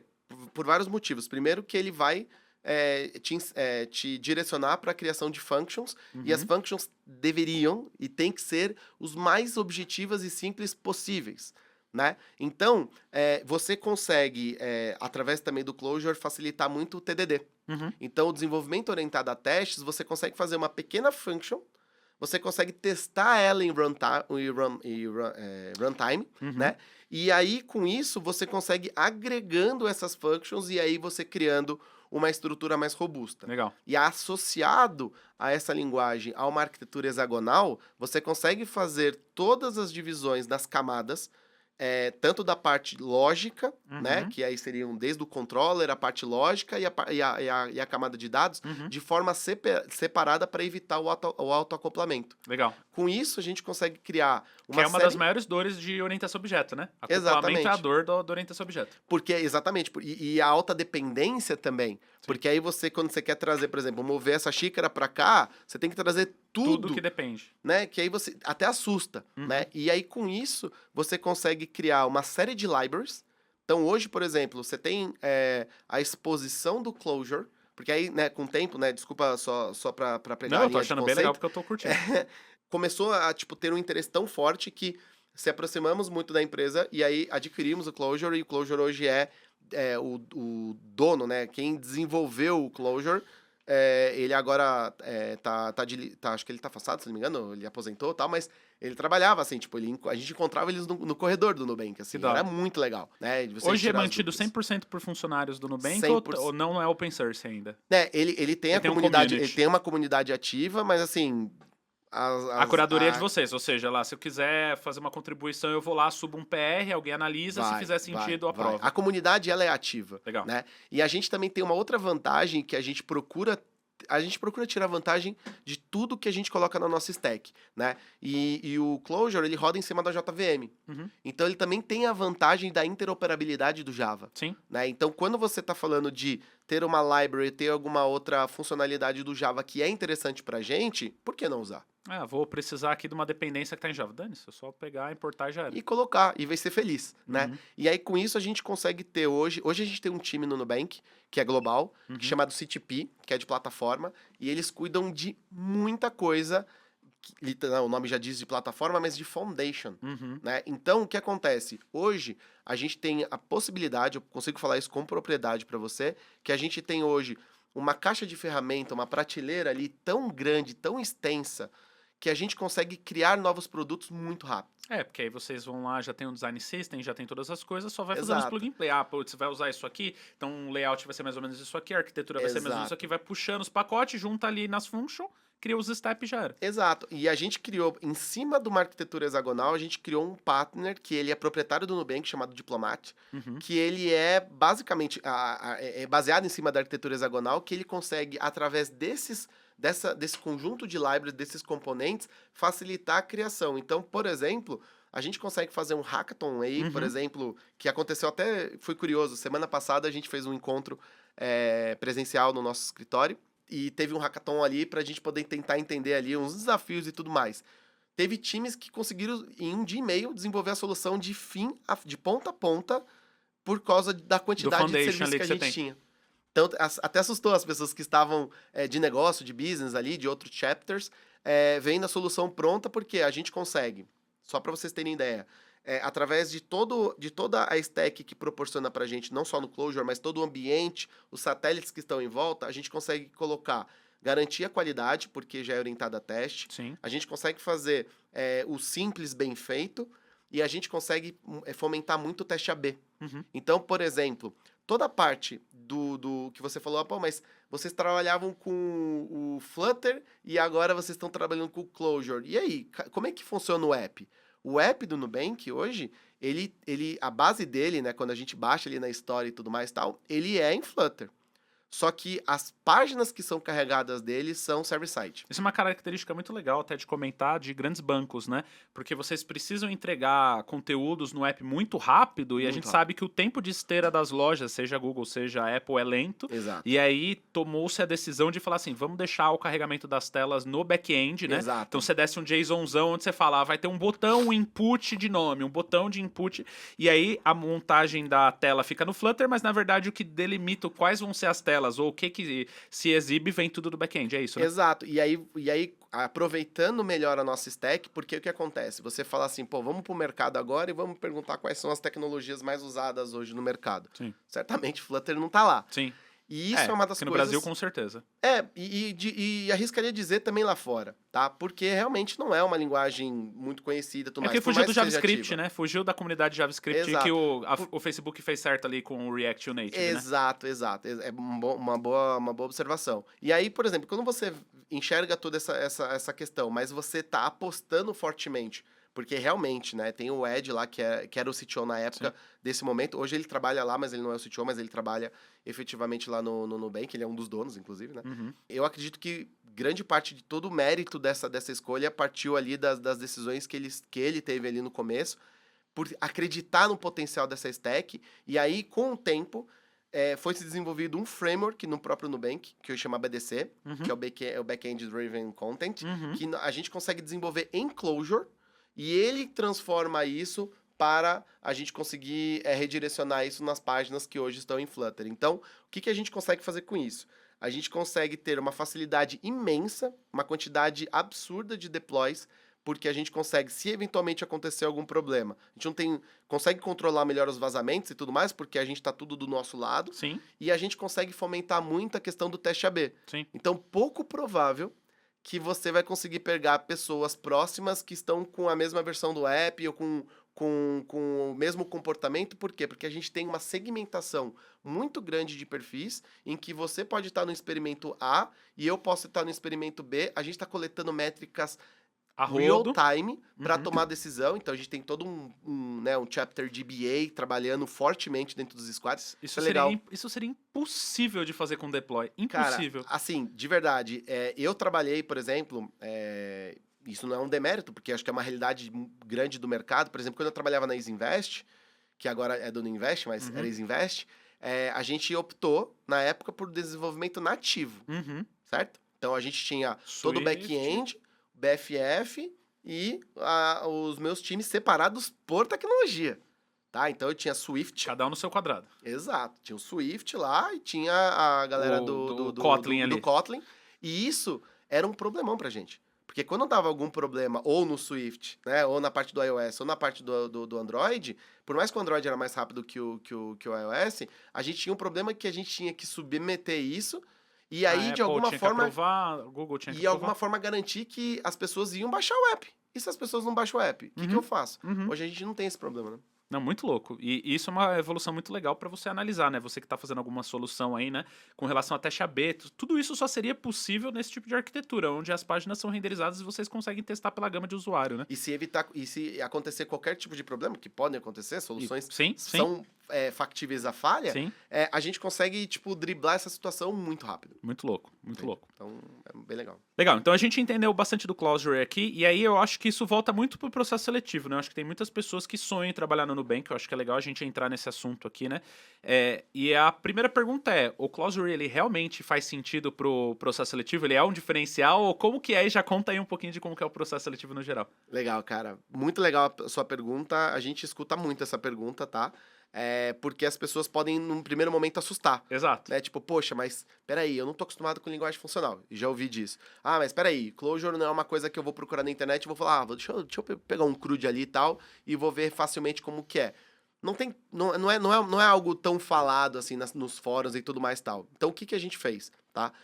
A gente parte do princípio que o Clojure é só um detalhe. Uhum. Literalmente um detalhe. Uhum. O importante do processo seletivo é como você pensa. A gente vai focar muito em soluções, em problemas, em arquitetura, em como você pensa, como você reage a um problema. Propositalmente, a gente vai comentar daqui a pouco, né, Sim. sobre o desafio, e a gente vai focar muito no problema. Porque não em código. Exatamente. A implementação, ela é importante? Óbvio que ela é importante, mas ela é um detalhe. Exatamente. Né? Então, tipo, ter soluções escaláveis, ter soluções resilientes e ter soluções que garantam que a gente tenha flexibilidade, porque lembra que o nosso centro de tudo é o usuário. Sim. Se acontecer qualquer coisa, a gente precisa ter uma solução, independentemente da tecnologia, que facilite essa mudança. Uhum. É óbvio que a gente, na época, como nós somos considerados uma empresa nova ainda, Sim. a gente teve a possibilidade de não ter legado, e ter uma tecnologia na implementação que facilitaria, mas ela não faz mágica. Exatamente. O foco de tudo é a arquitetura, porque mesmo você usando uma tecnologia disruptiva, uma tecnologia que facilita tudo isso, se você implementar uma arquitetura ruim, ela vai ser uma solução ruim. Isso é uma coisa que a gente fala muito para os nossos alunos aqui da Devaria, né, e da Start, que a tecnologia é o meio, né? Exato. Ela não é o final, né? Por isso que a lógica é tão importante, por isso que o produto e o usuário, né? Então eu tenho a lógica, o usuário e a tecnologia é só o meio. Ou seja, não importa, como o Neto falou, é simplesmente o detalhe, né? Se eu tenho uma boa lógica e se eu estou orientado para o usuário, não importa a tecnologia, eu vou entregar um bom Exato. produto.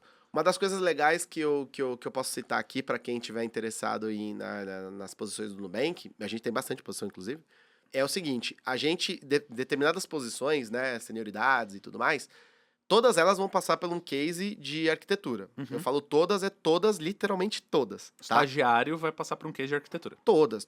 Eu, como senior manager da área, eu passei por um processo de arquitetura extremamente rigoroso, tá? E eu adorei. De verdade, assim, tipo, é uma das coisas que mais me fascinou, inclusive, né? Não sei se é porque, tipo, se fosse fácil, não sei se eu ia gostar. Não ia te motivar, Não ia com certeza. Eu acho que sim, pode ser, tá? Mas, assim, foi muito legal, porque, assim, ó, legal, você tá falando um monte de coisa bacaninha e tal, mas vamos ver na prática aqui? Vamos lá, senta aqui com o tio e vamos conversar. Foi literalmente assim.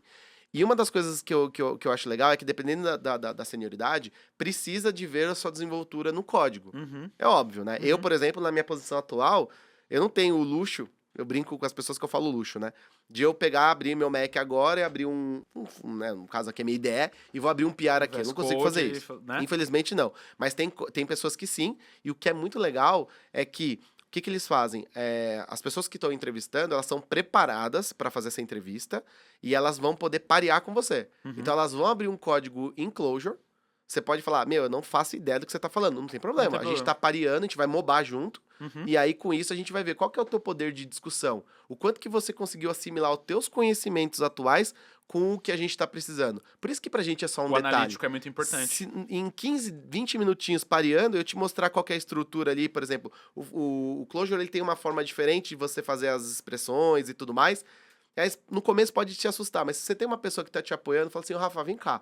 Ó, funciona dessa forma. O que você mudaria nessa função? Cara, é um detalhe. É um detalhe. E aí você vai pareando e a gente vai vendo qual é a facilidade, obviamente com grande peso em como você pensa. E aí, a partir do momento que a pessoa entra, a gente parte do princípio que todo mundo que entra não conhece Clojure. Uhum. E aí tem todo um onboarding. Era a todo próxima um pergunta processo. que eu ia te fazer. Eu ia perguntar justamente com relação assim, beleza, se isso é um detalhe, mas a pessoa, a partir do momento que tá dentro, ela precisa saber. Eu ia perguntar justamente se hoje vocês têm uma formação, um onboarding interno, né, um Muito academy forte. interno, Muito forte. e se vocês têm algumas parcerias com alguns bootcamps, alguma coisa assim, pra já preparar antes de entrar, ou se não, realmente parte do princípio que é, depois que passou da porta pra dentro, aí sim que a gente treina. Como que é isso?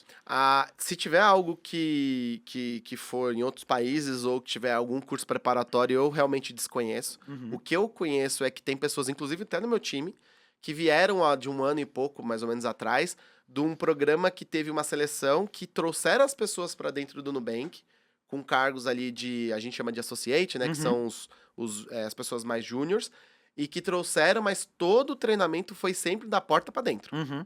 E a gente tem uma plataforma muito legal, que a gente chama de Núcleo, que tem um onboard desde o momento zero, sabe? Tipo, Hello World, e aí dependendo como se fosse, pensa no mind map, né? Uhum. Então você tem vários nós aqui, que você consegue entrar no detalhe que você quiser. Uhum. Por exemplo, a gente falou de Datomic aqui, né? Uhum. Você pode ter o conceito do que era Datomic, para que serve Datomic, até, tipo, eu quero ver Isso um é PR. aberto para todos os colaboradores. Então, tipo assim, Literalmente. um analista de negócio quer virar dev, ele fala, quero estudar isso aqui. Ele já começa ali e manda bala. Pode. Que da hora. Você pode ditar a tua... Isso é uma coisa muito legal também na cultura do Nubank, tá? Não tem fatores limitantes. Sim. Então, tipo, você é o dono da tua carreira. Se você quer virar quiser, dev? vai lá. Aí, ó, tá aí. Vai ser feliz. Da Vai hora. ser feliz. Da mesma forma que, tipo, poxa, eu cheguei no momento de dev aqui e tal, e eu tô indo pra uma área de produto. A área de produto também conhece de tecnologia, né? Eles não são TPMs, obviamente, mas eles são de área de tecnologia. Você quer fazer uma lateral transfer, né? Uhum. Uma mobilidade de chapter, vai ser feliz.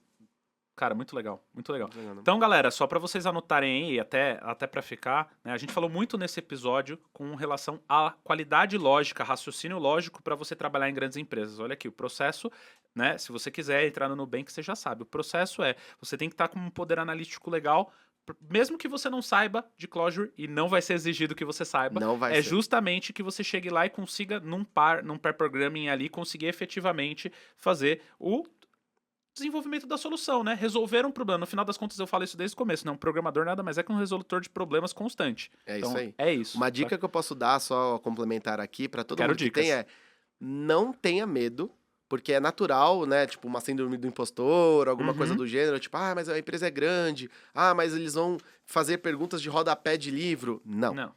Já vou garantir. É o que eu mais ouço, tá? LinkedIn, as pessoas me mandam perguntas assim, olha, estou participando do processo seletivo, me dá uma dica, tal, não sei o quê. A primeira coisa que eu falo parece que é um jargão ali, né? Uma coisa normal, mas é a coisa mais verdadeira. Seja você, aproveite aquele momento, 50 minutos, oportunidade. 45, aproveita, cara, pra, tipo, perguntar, questionar, porque o pior de tudo, o que pior que pode acontecer é que você vai sair aprendendo muito. Exato. Essa é a pior das Exatamente. coisas que pode acontecer. Pois é. O resto é só lucro. Exatamente. Pô, Entendeu? muito legal. Bom, vamos só pra gente fechar aqui, queria falar um pouquinho mais sobre vida, né? Uhum. Falar família aí, né? Laura tá com 4 aninhos, né? Época de férias. Exato. Como é que tá aí já o planejamento familiar aí pra 2024 e o planejamento pessoal? O que a gente pode esperar aí do Netão aí pro ano que vem? O que você tá Boa. focando? Muito automação residencial? Então.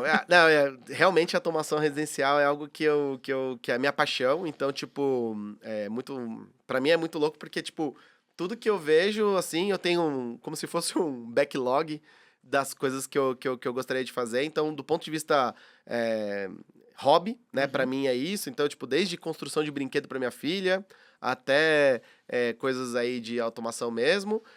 Do lado pessoal mesmo, né? Então, tipo, a minha filha tem 4 anos, vai fazer 5 anos em maio e tal, então a gente pensa em aumentar a nossa família. Da hora. Minha esposa é muito nova, né? Então a gente ainda tem muita oportunidade ainda de crescer. Associando o profissional com o pessoal, o Nubank, eu tô muito feliz no Nubank, então, tipo, eu tenho intenções de, enfim, continuar com os desenvolvimentos que eu tenho, independentemente da posição e da oportunidade de assumir novas áreas, novos desafios, eu tenho a possibilidade de ficar no Brasil. Sim. Então, para mim, isso também é muito importante. Eu sou muito ligado à minha família. Tem as raízes né? fortes Então, aqui. tenho tanto pro lado da minha família mesmo, meu pai e minha mãe moram muito perto da gente, como minha esposa também. Então, isso pra gente é muito importante, né? Eu costumo dizer para as pessoas que tem pessoas que têm o poder de conseguir dividir muito o lado pessoal do profissional. Então, tipo, pô, tá acontecendo uma catástrofe no lado pessoal, profissionalmente a pessoa tá íntegra. Eu não sou assim. Eu também não. Para mim tem que estar tudo muito bem, sabe? E ter a família por perto, ter a família como apoio ali, que sabe que eu posso contar, é super importante. Minha esposa pensa da mesma forma, então isso é super importante pra gente. E eu acho que coisas assim de aperfeiçoar e tudo mais e tal, assim, algo que eu sempre falo a gente nunca para de estudar, Exato. né? Então, tipo, desde, se aperfeiçoar sempre no inglês, outros idiomas são sempre importantes, né? E tá aberto aí pra dentro da própria tecnologia e arquitetura, você tá O podendo que estudar. vai surgir, né? Porque nem esse ano surgiu Exatamente. muito IA, a gente teve muitos Advanced Clouds, né? Vamos ver o que a gente tem o ano que vem Eu aí, né? acredito muito que eu vou aproveitar em 2024 oportunidades para usar machine learning, né, para justamente essa parte de indicações de produtos e tudo Porque mais tem e tudo a tal. ver com o core ali do marketplace, do que vocês estão falando, né? Tem muito essa questão tipo de indicação de produtos e tudo mais e tal, então eu vou aproveitar e E o dado surfar. não é tão óbvio, né? Às Exato. vezes, putz, você vai olhar ali numa cadeia, o dado tá lá embaixo, mas Exato. putz, como eu não achei isso antes? Exato. E eu me aproximar muito da parte que hoje eu particularmente não tenho também vergonha de falar, não tem problema, me aperfeiçoar mais do lado de dados mesmo. Sim, Né? sim. Então, tipo, hoje eu tenho, respondendo diretamente para mim, hoje, um chapter de engenharia de dados.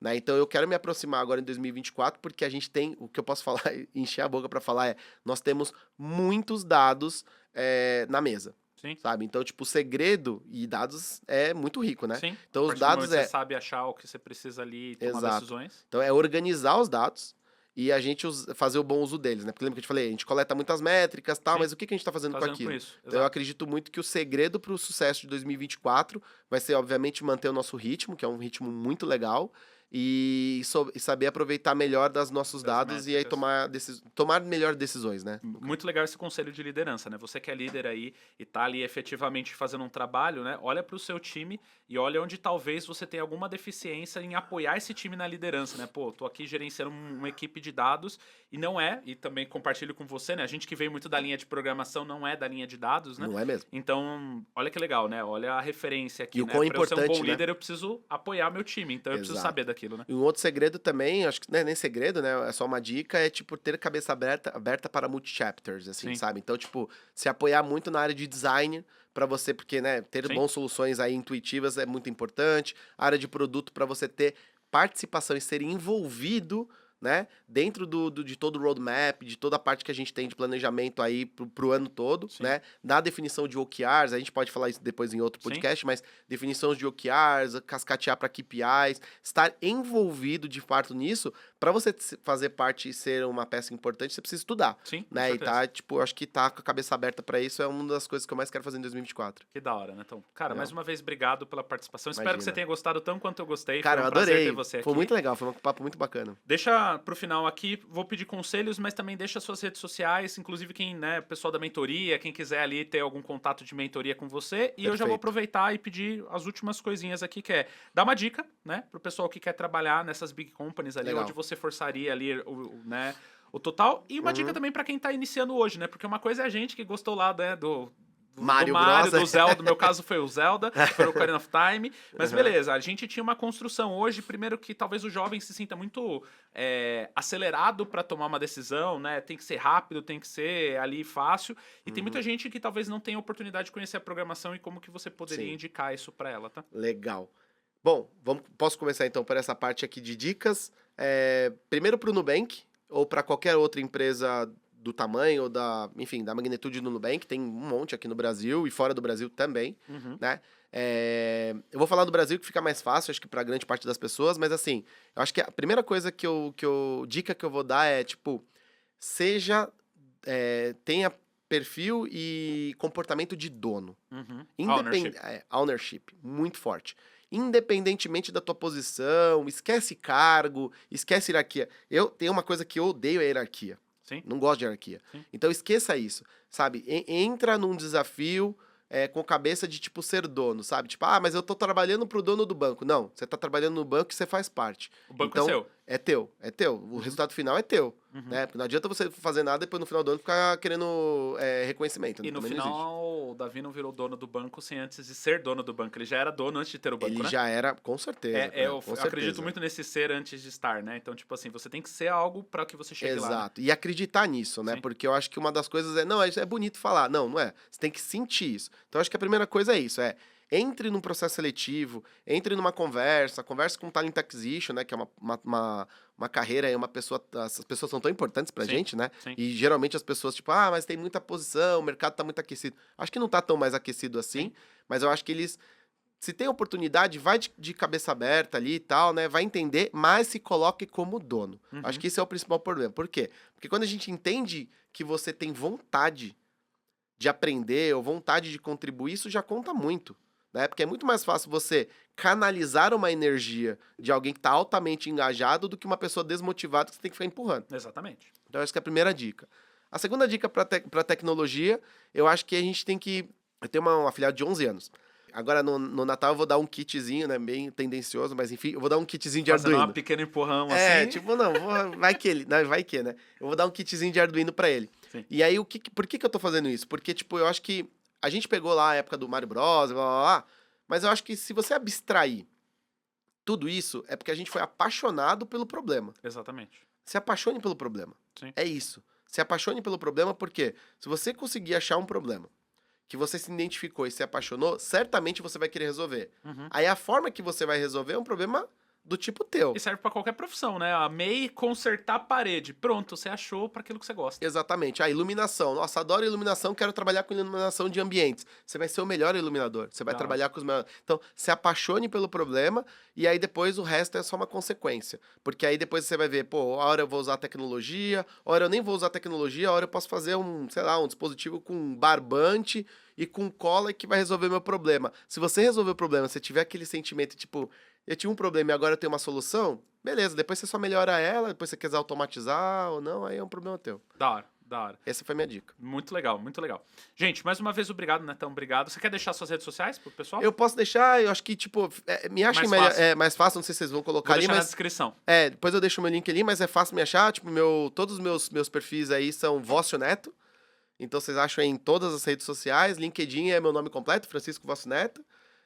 Fiquem à vontade aí para me adicionar, mandarem perguntas, estou sempre disponível. Da hora demais. Gente, mais uma vez, obrigado. Espero que vocês tenham gostado. Fiquem por aí, porque não acabou o podcast. A gente vai voltar daqui a pouco aqui pro Coda, tá? Mas se você não se inscreveu ainda, já dá o like, dá um joinha aí, se inscreve, faz a boa aí. Se você não segue a gente nas outras redes também, já manda bala, porque isso é legal, favorece. E se você achou esse assunto interessante, compartilha com algum amigo. Mais uma vez, quem vos fala, Rafael Tomazelli. Obrigado pela participação. A gente se fala. Talvez esse seja o último podcast de 2023, então já desejo para você um excelente Natal, um excelente Ano Novo e que 2024 seja um ano de muita realização na programação com vocês e contem com a gente para realizar isso, beleza? Vejo vocês no próximo episódio e valeu!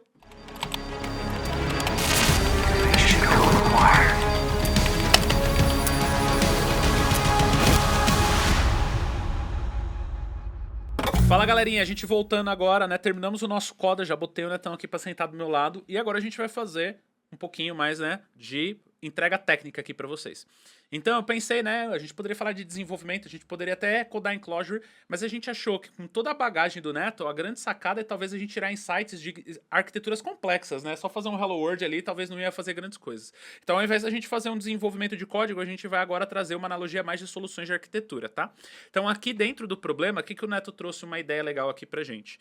Pensando, né, vou dar um zoom aqui para mostrar para vocês, mas pensa num relacionamento multisistemas, ou seja, eu tenho uma camada multisistemas E quais são as dores que geralmente acontecem nesse dia a dia? Então, ó, trazendo o zoom aqui, aí você vai me comentando qualquer coisa que você quiser me interromper, tá, Netão? Beleza. Então pensa assim, né? Indiferente do cloud que você tá usando, acho que isso indifere, mas pensa que, e qual o tipo de container, né? Acho que não importa se é um Exato. EC2, se é um EKR, não importa, né? Até se for um Lambda, acho que pouco importa aqui. Não seria um O problema. foco não é o container, mas pensa que eu tenho um sistema A, esse sistema A ele consome dados de uma base, né? Seja ela qual for, onde esse sistema A se comunica com o sistema B, que também tem a sua instância e o seu banco de dados, que também esse sistema B se comunica com o sistema C. Então, se vocês prestarem atenção, a gente tem aqui uma dependência entre sistemas. Eu tenho um sistema A que depende de requisições do sistema B e o sistema B que depende do C. O que isso pode gerar de dor? Então, o que a gente tem aqui de premissas para esse Exato, cenário, né? Ó, primeira coisa é que o A e o B se comunicam através de uma requisição HTTP, ou seja, não é uma conexão feita ali, né, entre servidores ali para um outro protocolo, é o protocolo HTTP. Então aqui faz-se uma request e aguarda-se um response. Ponto. Exato. O B pode ser chamado pelo A muitas vezes, então imagina que esse sistema pode spamar muitas vezes. É válido comentar, tá? Que eu vou disponibilizar esse Draw.io ponto para vocês, mas se você não conhece essa ferramenta, é uma ferramenta bem legal, ela faz dentro do pacote do Google Workspace, onde você consegue jogar diversos tipos de diagraminha aqui, né? Inclusive recursos da AWS, entre outras coisas, tá? Então é bem legal.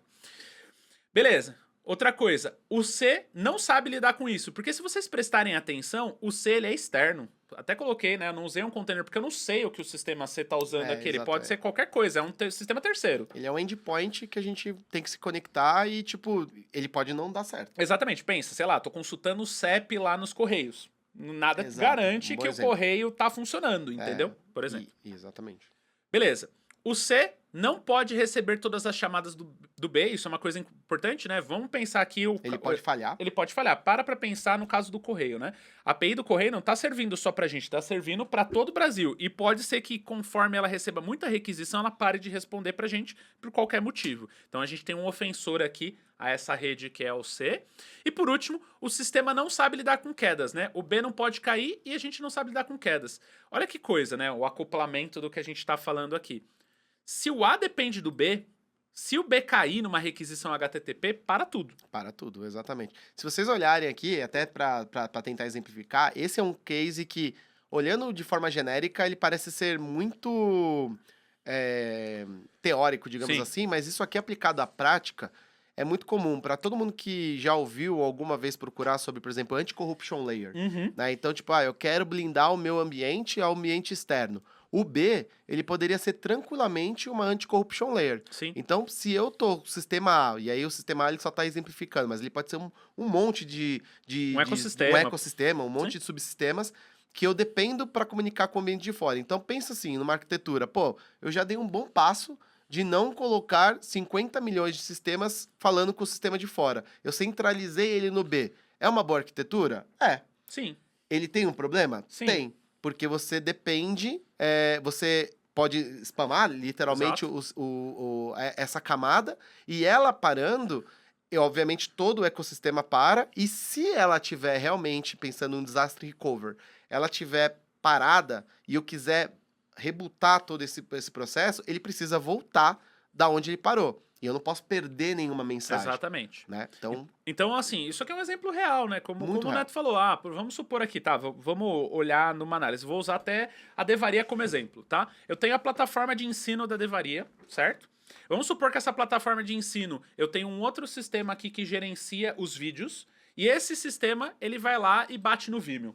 Um exemplo claro aqui, então, olha aqui, ó. A plataforma de ensino, aqui a gestão dos conteúdos dentro da Devaria e aqui o Vimeo, por exemplo. Isso. Certo? Então, se você prestar atenção, se por um acaso eu fizer uma requisição HTTP para minha plataforma de gestão de conteúdo e por um acaso ou ele ou o Vimeo estiver fora, já dei problema aqui, né? Foi o que ele falou, a gente tem um problema bem grande aqui, porque o B, por mais que ele esteja centralizando a saída, ao mesmo tempo eu crio uma dependência muito grande. Se ele parar de funcionar, para-se tudo. E além da questão do consumo de I/O, né? Porque a gente tá falando que tanto o A, aqui, o exemplo era só para deixar ele mais difícil, mas o A, ele pode ter I/O com um banco de dados ou até com outros sistemas, mas pra gente aqui não é um problema, mas o B, eu já tenho certeza que ele recebe requisições, tem o próprio I/O e tem o I/O de saída para o mundo, que é um ecossistema totalmente fora. Exatamente. Então você tem custo de rede, latência, você tem vários outros problemas que o B tem que saber lidar. Exatamente. A gente sabe que, né, já que a gente está dentro de um parque tecnológico, a AWS fazer requisições de uma para outra não é a melhor forma, né? É. Não é o ideal. Então tá, pronto. Agora a gente estabeleceu um as is. Legal, Rafa, legal, Netão. Como que a gente corrige isso? Então vamos lá. A gente vai pegar aqui, ó. Eu vou pegar e vou duplicar para facilitar nosso trabalho aqui, tá? Boa. Vou renomear.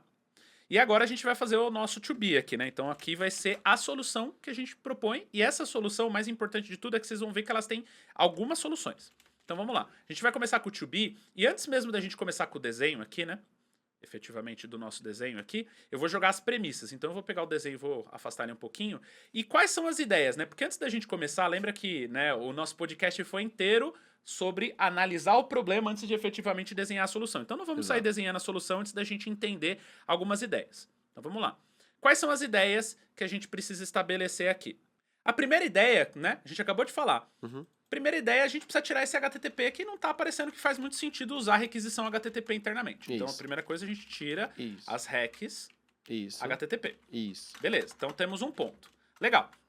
Segunda coisa que a gente pode fazer é, a gente precisa garantir, aqui se vocês pararem para pensar, legal, né? Estamos vivendo aqui, já que a gente vai tirar requisições HTTP, legal, a gente já vai tirar, né, um protocolo ali. Mas tudo isso acontece de forma assíncrona? Tipo, quando eu chamo o A, eu tenho que chamar o B chama o C? Parece que as coisas não acontecem no tempo que a gente quer, né? É, nem sempre, né? Nem sempre. E aí a gente tem que saber lidar com as intercorrências aí, né? Então, se a gente quer fazer que esse sistema seja resiliente, a gente precisa garantir que ele funcione de uma forma mais assíncrona, né? Então, a gente vai garantir que a comunicação... Isso, as comunicações, né? Porque, as comunicações do geral, né? Isso. As comunicações... Sejam assíncronas.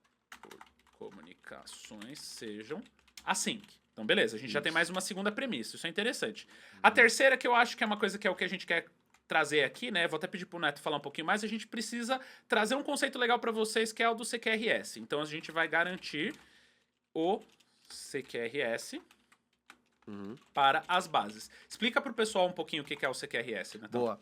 Basicamente, o que a gente tem aqui, né? A gente está falando que todos os sistemas, independentemente da complexidade, eles dependem de uma base de dados.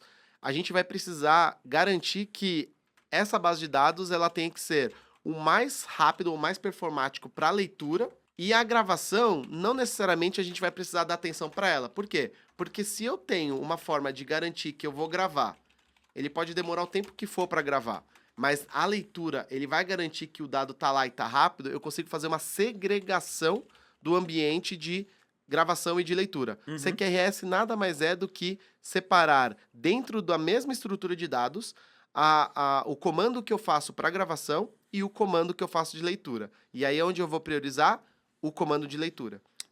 Isso tem muito a ver com o que a gente falou de I/O, né? Então, se você tá sacando o conceito básico de input e output aqui, né? Na hora que você segrega, se você tem uma base que tá consumindo muito input, você não afeta aquela outra que efetivamente tá só consultando, né? Você separa ali as utilizações de memória, né? É isso aí. Então, a gente vai estar conseguindo garantir, obviamente, o banco de dados pode parar? Pode. Sim. Óbvio que pode parar, Sim. né? Mas aqui a gente está falando que se eventualmente eu tiver algum problema de gargalo com o banco de dados, eu vou estar o quê? Priorizando a leitura. Então, não vou ter talvez uma parada total do sistema, mas uma grande parte de resiliência eu vou manter. Com certeza. Uma coisa legal aqui, né, se você deve, né, e esse exercício é um exercício mais avançado, eu preciso, né, embora a gente não tá codando, a gente tá falando de muitas coisas complexas aqui, e né? é bem comum, tá? Para quem gosta de processo seletivo, isso aqui é aplicado em diversos cenários, porque isso aqui tende ao infinito na discussão, tá? E resolve um bom problema, né? Eu acho que é importante, né? Não é só porque ele é difícil, mas porque ele resolve um bom problema, tá? Então, nessa ideia aqui, tudo que a gente tá fazendo é pensando em sistemas grandes, né? Por que a gente segrega uma base de input e uma de output? Justamente para não afetar os consumos. O que acontece muito, né? Vou dar um exemplo claro aqui pro pessoal. Às vezes você tá rodando um processamento batch que tem uma procedure gigantesca, que essa procedure leva só para consultar ali, sei lá, alguns segundos. E aí isso, em larga escala, tá afetando a sua lista de usuários lá do outro lado. Exatamente. Isso é uma coisa que quando você usa uma base só, acaba gerando, tá? Exato. Então, seguindo aqui, outra coisa que é importante como premissa agora para nossa solução, garantir comunicação com o C, ou seja, a gente precisa o máximo possível ali, né, deixar tratado a forma da gente comunicar assíncrono com o C, né, acho que isso é super válido. E a última coisa que a gente precisa fazer, um conceito legal aqui também, já que a gente vai falar do CQRS, né, é garantir a indepotência Indepotência. com potência no B. Ou seja, a gente quer que o B seja o mais possível, né? O máximo que seja possível, que ele esteja disponível, que ele não fique ali indisponível, que ele não gere qualquer ruído ao longo desse caminho, tá? Isso. A indepotência, tá? Só a título de curiosidade, é um conceito matemático, né? A gente Sim. não vai entrar muito na teoria aqui, mas Sim. só para que vocês possam ter ideia, ela pela experiência assim que a gente tem de mercado, se vocês pesquisarem, vocês vão ver que ela é um conceito super importante e geralmente esquecido durante o design de uma solução. E isso, ele não tende a aparecer esses problemas no começo. Geralmente, para quem está lidando com legado, para quem está lidando com sistemas aí muito grandes, com concorrentes e tudo mais, isso vem aparecer depois. O problema é quando ele aparece lá na frente e aí É difícil de já cuidar. foi. Isso é uma coisa legal, né? Isso também volta um pouco no episódio, né? A gente falou sobre a qualidade do Nubank de já pensar grande desde o começo, Exato. porque às vezes a gente começa ali, vou subir um container, vou subir um MVP ali e depois eu penso nisso. Só que depois você já gerou tanto acoplamento da base que pra você desmembrar isso vai ser uma dor. Exatamente, né?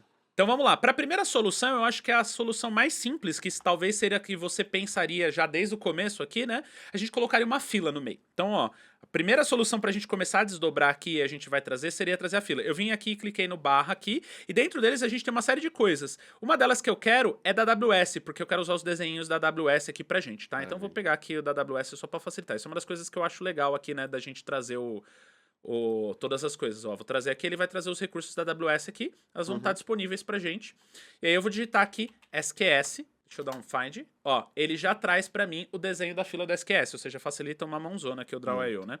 Então olha aqui, vou jogar o SQS aqui, e agora a primeira solução que a gente vai fazer é pura e simplesmente, ao invés da gente fazer uma requisição HTTP do A pro B, a gente cria uma fila que ambos se comunicam. Então, Exato. isso seria aqui o basicão, né? Então, aqui a gente poderia dizer que, com propriedade, que se eu tô falando que o B depende do A, então que o A tá produzindo mensagens e tá colocando num tópico, e o B tá consumindo isso. Então já há uma Exatamente. relação forte entre producer e consumer. O legal aqui, que seria o começo da solução, né? Então, isso aqui resolveria todos os casos que a gente falou aqui? Não. Por isso mesmo que a gente está começando com a solução que provavelmente a grande maioria faria. Que é a mais simples. Mais simples. Exatamente. E que vem e tem um resultado muito bom porque você ganha em escalabilidade. Exatamente. Qual que são as vantagens aqui? Usando esse desenho de solução, a gente já tirou a requisição HTTP, ou seja, alguém produz na fila, alguém consome e a gente já joga a comunicação async.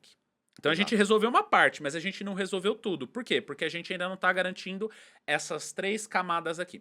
Então vamos agora, beleza, resolvemos os 2 problemas entre A e B. E agora, Rafa, o que a gente faz na sequência? E aí, Neto, o que a gente faz na sequência? Então se a gente está falando que hoje, pensando em questão tipo de gargalos e tudo mais tal, então hoje eu posso, com isso, escalar o ambiente A da maneira que eu quiser, sem prejudicar o B, porque quando você tem uma dependência de HTTP, se você, por algum motivo, escala mais o sistema A, você está colocando um gargalo no B, então aqui não é um problema, porque o máximo que pode acontecer é você ter na mensageria muito mais mensagens sendo produzidas e menos consumida, e o inverso é verdade.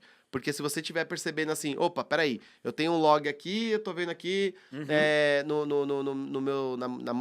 meu monitoramento de observabilidade que eu tô tendo pouco mensagem sendo consumido. O que eu vou fazer? Eu vou escalar o B. Exato. Nesse caso aqui, a gente já eliminou o problema. O próximo problema é, peraí, o B, que ele é muito crítico para o nosso sistema, ele além de estar consumindo as informações ali do tópico, ele também tem um processamento interno de banco de dados. Exato. Então isso é um gargalo. Como é que a gente faz para garantir que eventualmente a gente não tenha, por exemplo, um lock no banco de dados, Exato. isso possa me comprometer porque eu tenho uma comunicação. Uma das possíveis soluções, tem várias, Sim. mas uma das possíveis soluções é o conceito CQRS. Basicamente, o que a gente precisa fazer? Como é que a gente consegue fazer a associação entre o sistema B e o banco de dados B, fazer ele deixar de ser unilateral, digamos assim, Sim. e começar a trabalhar com esse conceito? Simplesmente criando 2 conceitos muito básicos da comunicação do sistema B para o banco de dados B. O primeiro seria, vamos garantir a escrita. Exato. Beleza? Então, como é que a gente garante a escrita? O sistema B, ele vai literalmente falar com uma fila, e essa fila, ela vai falar com o banco de dados. Isso aí. Por que a gente está fazendo isso? A gente está garantindo que, faz de conta que eu sou o sistema B e o Rafa é o banco de dados. Uhum. Se eu estou falando diretamente com ele, como está na tela, existem interrupções nessa Exatamente. comunicação. Às vezes eu não estou disponível, então vamos supor, às vezes o banco ou o sistema não está disponível naquele momento. Exatamente, ele vai falar, pô, peraí, espera um pouco, mas eu não posso esperar, onde que eu vou guardar todas as requisições? Então eu tenho um problema. Nesse caso aqui, o que, que o Rafa, como é aqui o exemplo do banco de dados, ele vai fazer? Existe uma fila, que eu vou falar com essa fila, e essa fila ela vai disponibilizar as informações conforme a necessidade do Rafa, que é o banco de dados. Então, para isso, a gente cria um módulo de escrita, que é uma fila. Essa fila ela vai conversar com o banco de dados. Esse banco de dados ele pode ser um banco de dados SQL. Tá? Então, tipo, a gente vai deixar mais o modelo mais tradicional possível. Por quê? Porque alguém quer que o banco de dados seja SQL. Exatamente. Para tirar dados ali, tirar estruturar ideias. E tudo mais tal. Então, não tem problema nenhum. Então, a gente está abstraindo do nosso desenho essa parte de deixar algo mais estrutural. Mas como é que a gente faz para garantir a leitura? Eu tô formando a escrita aqui. A escrita, ela é totalmente async. Isso aí. Tipo, Rafa, grava para mim. E eu vou embora. Isso aí. O Rafa vai gravar daqui 2 minutos. Não tem problema. Aí, o que, que a gente faz? Você vai desenhar aí? A gente faz um modelo de escrita.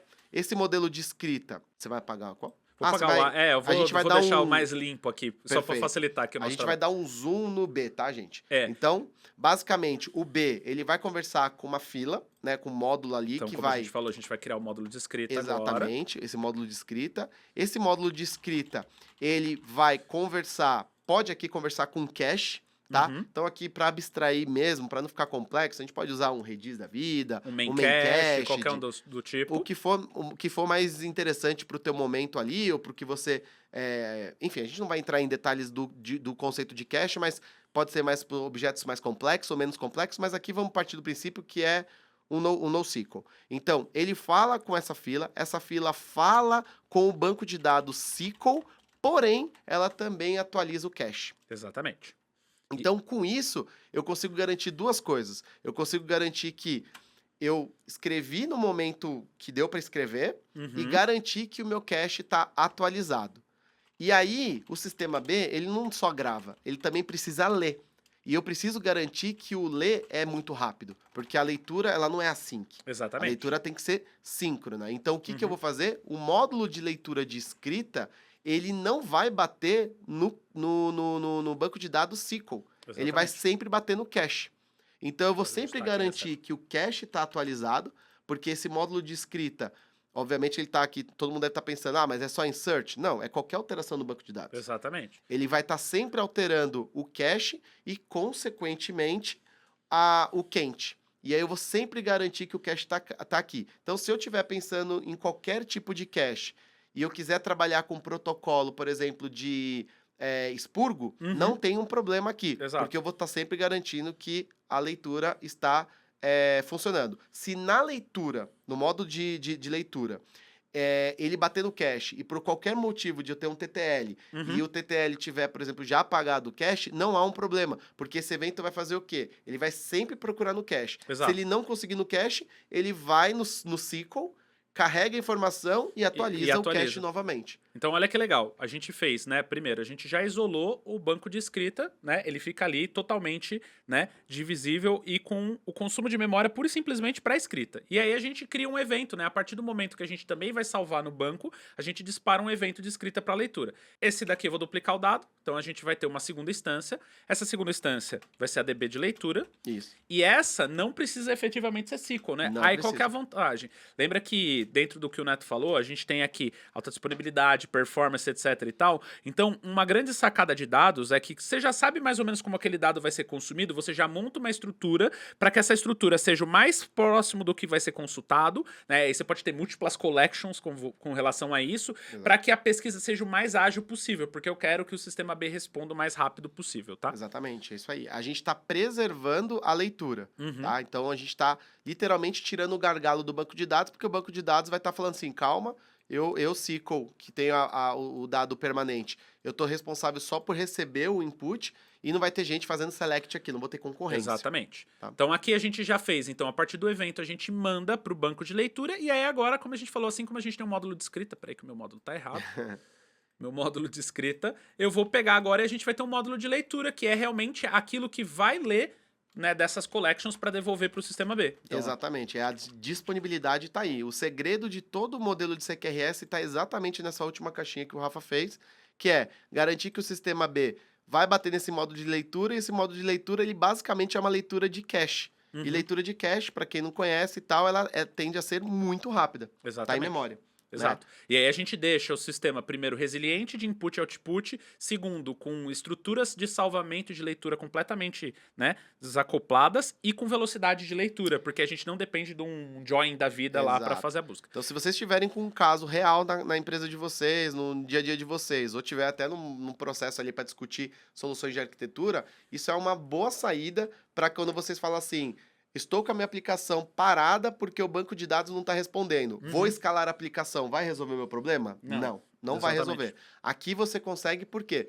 Porque você está desacoplando o banco de dados e aqui você consegue identificar até onde são os pontos de gargalo. Exatamente. O ponto de gargalo pode ser, por exemplo, está enfileirando muito porque o banco de dados não está escalando. Ótimo, você escala o banco de dados e o módulo de leitura vai ser suprido. O cache está com um problema que ele não está respondendo na velocidade certa. Ótimo, você escala onde está o cache e você garante a leitura. Exatamente. Então você consegue literalmente trabalhar e identificar os gargalos aqui. Mas se a gente olhar aqui, vou te perguntar, né? Então, a gente resolveu essa questão, né? Então, essa setinha aqui a gente resolveu bem, né? Então, que pode ser aplicado por A também, tá? Que a gente pode tá ser focando no para B. qualquer um deles, mas Pra a gente qualquer um. falou que o crítico aqui é o B, né? Então, Isso. beleza, a gente resolveu isso aqui. E a gente resolveu a comunicação do A pro B e do B pro C? Do B pro C, não. O C Não, tá né? totalmente fora. Então, e aí a gente corre um risco aqui, né? Então, o que a gente vai Exatamente. fazer agora? Beleza, primeira coisa a gente falou da fila do A pro B, depois a gente aplicou o CQRS, mas a gente ainda tem aqui, ó, garantir a idempotência do B aqui e a comunicação com o C. Então, a gente não resolveu ainda a última parte. Exato. Que a gente vai fazer agora. Agora Exato. sim a gente vai fazer a última parte da solução. Nossa, é complexo, a gente avisou, né? A gente Ela- avisou que ia ser complexo, mas é legal. Quando vocês aplicarem isso, vocês vão ver muita diferença. E é legal porque essa solução que a gente tá colocando, óbvio que a gente tá fazendo num ritmo um pouco mais acelerado Sim. e tudo mais, mas aqui o que a gente quer dizer é que vocês podem pegar. Todo mundo, acho que alguém ou já tem esse problema na mão ou já passou, você não precisa desenvolver os 3 aí e tal para poder a solução completa. Qualquer uma dessas que você implementar, com certeza vocês vão ter um resultado muito positivo. Por quê? Porque aqui a gente está literalmente desacoplando e dando a possibilidade da gente escalar independentemente do ambiente que a gente está. Exatamente. Então, por exemplo, aqui a gente vai dar um zoom e a gente vai falar especificamente de uma tecnologia que mais para frente, se vocês quiserem, a gente pode pode falar. até implementar ela, no caso. Mas aqui usando o Kafka, por exemplo, Uhum. o Kafka já tem a funcionalidade pronta para isso, que é o Kafka ainda potente, Uhum. né? Então, o que ele faz basicamente, tá?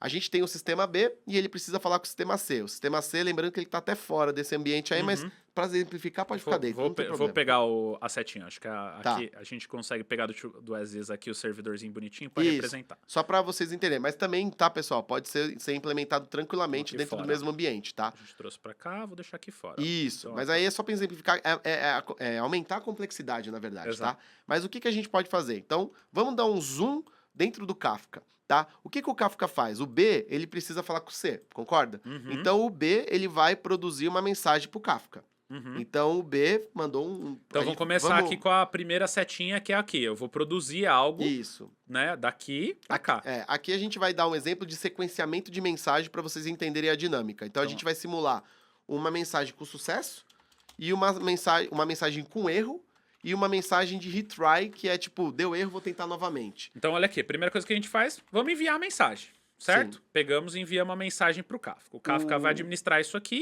O conceito de indepotência, tá? Só para vocês entenderem, vem do conceito matemático que é, se eu executar isso uma vez, 2 vezes, 40 mil vezes, o resultado sempre tem que ser o mesmo. Tem que ser o mesmo. Essa é a garantia. Então aqui vai falhar a comunicação do B para o C com toda a certeza do mundo. Uhum. Aqui é link que caiu, é o servidor que não está respondendo, é porque engargalou alguma coisa. Ótimo. Se eu mandar o B falar de novo com o C, como é que eu vou garantir que eu não vou bombardear o C 40 mil vezes e vou ter 40 mil novos registros Exatamente. lá? Como é que eu faço isso?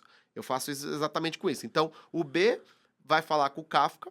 O Kafka, ele vai ter um módulo que vai mandar essa informação para fora. A gente está, obviamente, abstraindo, mas você pode ter um módulo aqui que faz esse tratamento de escutar o tópico do Kafka e mandar isso lá para fora, que a gente está abstraindo camada de rede. Obviamente, a gente tá bem simples. Mas aqui a gente está garantindo que ele foi. Automaticamente, o Kafka vai ter uma possibilidade que ele vai falar o quê? Ele não perde dados. Diferentemente do RabbitMQ, por exemplo, que ele, quando a mensagem foi consumida, ele apaga, Exato. o Kafka não apaga. Exato. Você configura ele para que não seja apagado. E aqui ele mostrou, aqui é um caso de sucesso. O B pro Kafka, o Kafka pro C, send to C, ok. Beleza. Aí aqui o que a gente tem, né? Beleza, a gente fez tudo isso aqui. Isso aqui é o final, né? E aí a gente pode pegar aqui agora e fazer uma setinha, né, do cenário de sucesso mais legal aqui. Peraí, deixa eu só ele deixar... Tô apanhando das setas aqui do Draw. Eu também apanho, não tem problema. Eu não sou o único, então tá tudo certo. É. Se não sou o único, tá tudo certo. Aqui, ó. Só pra deixar... O meu toque não me permite essa... Então, isso aqui seria a representação do sucesso. Então, aqui, eu vou até colocar como passo 6, porque vai fazer sentido para vocês ali no final. Quando a gente contar todos os passos, vai ficar Vocês um vão pouco ver mais que claro. vai fazer sentido para vocês. Então, Mas o fato é, toda vez que o Kafka conseguir falar que deu certo, ele pode produzir uma mensagem para ele mesmo ser consumido, falando que deu certo o resultado. Então, tipo, é normal a gente ter produzindo mensagens para nós mesmos. Exatamente. Tá? Isso é bem comum. Então, aqui, beleza. Mandei pro B, mandei pro Kafka, o Kafka mandou pro C, e assim que a gente teve o retorno de sucesso, ou seja, não deu problema nenhum, a gente devolve uma mensagem de sucesso. Esse é o cenário bonito. Lindo. E se der falha? Agora vamos pegar aqui, vamos colocar um fail aqui do outro lado. E se por um acaso der falha, né? Eu acho que aqui tem que ser error. Eu acho que é error, né? Exato. Aqui. Então, ó. Aí, assim, por exemplo, a gente foi ingênuo, talvez, de mandar a mensagem do B pro C, só que por algum motivo o C capotou. Não tem problema, tá? Por quê?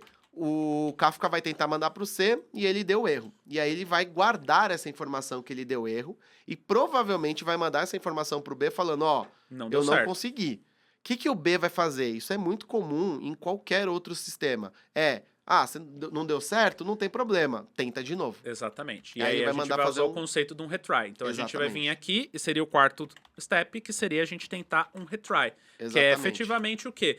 Tentei e deu erro. O legal de você usar fila, né, seja qual fila for, mas o Kafka ele tem essa questão, né, dos tópicos e tudo mais, é que justamente você pode tentar de novo. É aqui onde a gente deixa a mensagem assíncrona e a gente deixa resiliente, porque se o terceiro tá fora, não tem importância, eu vou tentar de novo, eu posso delimitar isso. E olha a sacada aqui da solução, é que, imagina que, enquanto tudo isso que aconteceu que o Rafa desenhou, tá vendo o 3 que deu falha? Imagina que ele ficou tentando ele mesmo fazer a chamada e conseguiu.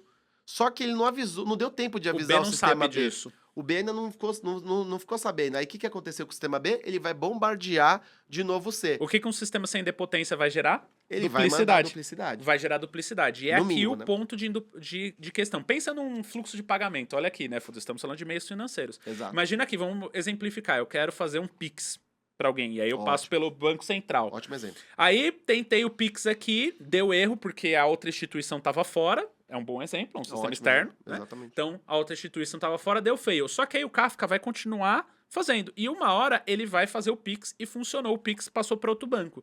Só que a gente não ficou sabendo disso. O que a gente vai fazer? Manda o Pix de novo. E aí o que vai acontecer? Você vai fazer o Pix 2 vezes, 3, 4 vezes. Problemaço, né? Exato. E qual é a parte positiva disso? Porque imagina que as 3, 4 tentativas que o sistema B mandou fazer o retry, realmente ainda o sistema C capotou, ele ainda não está respondendo. Não é um problema, porque as mensagens vão ficar encavaladas aqui, elas vão ficar ainda dependendo, e aí ele sempre vai checar, olha, antes de eu tentar mandar, essa mensagem, ela é igual ao que já foi mandado anteriormente? Imagina que o sistema B mandou 6 vezes, falhou 5. Não tem problema, porque ele vai consultar 5 vezes e aí ele não vai mandar de novo porque falhou, né? E aí, quando o sistema, a falha, né, deu certo, ou deu certo de primeira e mesmo assim eu fiz um retry, tá vendo que o Rafa criou uma sequência chamada check? Ele valida o status. Ao invés de executar, ele primeiro valida, né? Exato. Então, assim, em vez de eu falar, faz o Pix, eu pergunto, já foi feito o Pix? Exato. Ou tá fazendo? Ou tá fazendo? É. Sim.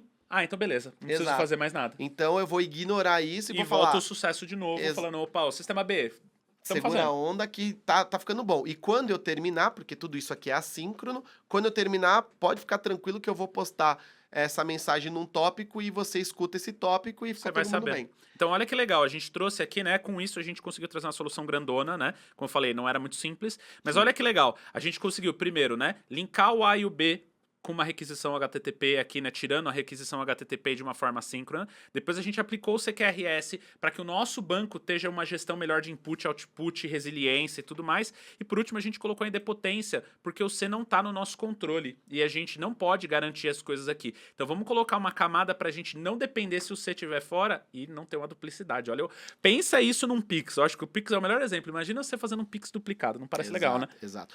Só a título de curiosidade, eu já passei isso na pele, tá? Não com Pix, mas eu passei isso, por exemplo, com adquirência, Sim. com processamento de cartão. Por algum motivo, a transação ela tem que ser online, né? Você tá esperando lá Sim. a transação ser aprovada. Sim. Por qualquer motivo que for, na hora que eu estiver passando lá o meu cartão ali e tal, até eu falar com a adquirência, até eu falar com o banco emissor do cartão tal, tem um monte de conversas que se uma falhar, Acabou. toda a operação falhou. E como é que a gente faz isso para garantir que a maquininha lá no estabelecimento não funciona. manda 4 vezes a mesma coisa? Esse tipo de solução resolve muito qualquer tipo de problema de inconsistência. Inclusive, substitui aquele problema que a gente tem muito de transaction, né? Que ultimamente a gente usava muito transaction lá, ou faz tudo ou não faz nada, né? Exato. Dá rollback em tudo. Não, cara, porque você precisa. Você já baixou do estoque, você quer seguir com o pedido, você só tá com um problema no cartão.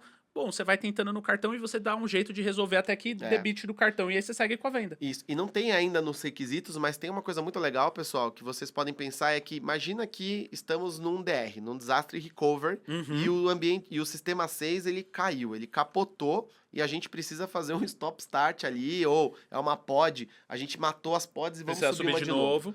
Eu quero garantir que eu não perdi mensagem. Exato. Não tem problema, Imagina, pessoal. imagina você perder um Pix, imagina você perder um recebimento de dinheiro. Exato. Imagina que você tem, sei lá, 4 pods. Você tá matando as pods e tá dando recycle na pod. Não tem problema. Porque assim que o sistema B, uma nova instância do sistema B subir, o que ele vai fazer? Ele tá escutando o Kafka tá de pé e ele vai responder se aquela operação foi com sucesso ou não, ou se ele tem que fazer o retry. Ou seja, você tá conseguindo garantir maior resiliência, independentemente da escalabilidade. Muito legal. Então, olha que legal. A gente fechou a solução aqui, né? Vou deixar na descrição o link pra vocês. Acho legal vocês tentarem replicar, tá? Tentem aí, façam no Draw.io de vocês. Se vocês curtirem, já vou pedir, deixa o like, se inscreve aí, manda um joinha aí já pra gente. Deixa nos comentários se ficou alguma dúvida, que eu e o Neto a gente dá um jeitinho de responder pra vocês. E se você quiser isso, né? A gente tava até comentando, se você quiser ver isso no código, que a gente faça isso na AWS, dá uns likes aí, compartilha se a gente chegar aí, pelo menos a uns 2.000 likes aí, a gente faz esse código, não faz? Vamos implementar sim. A gente implementa isso num vídeo mais longo pra vocês. Beleza, galera? Netão, mais uma vez, obrigado pela participação. Valeu. É uma honra ter você aqui. Espero que vocês tenham gostado. Vejo vocês no próximo vídeo e valeu! Valeu.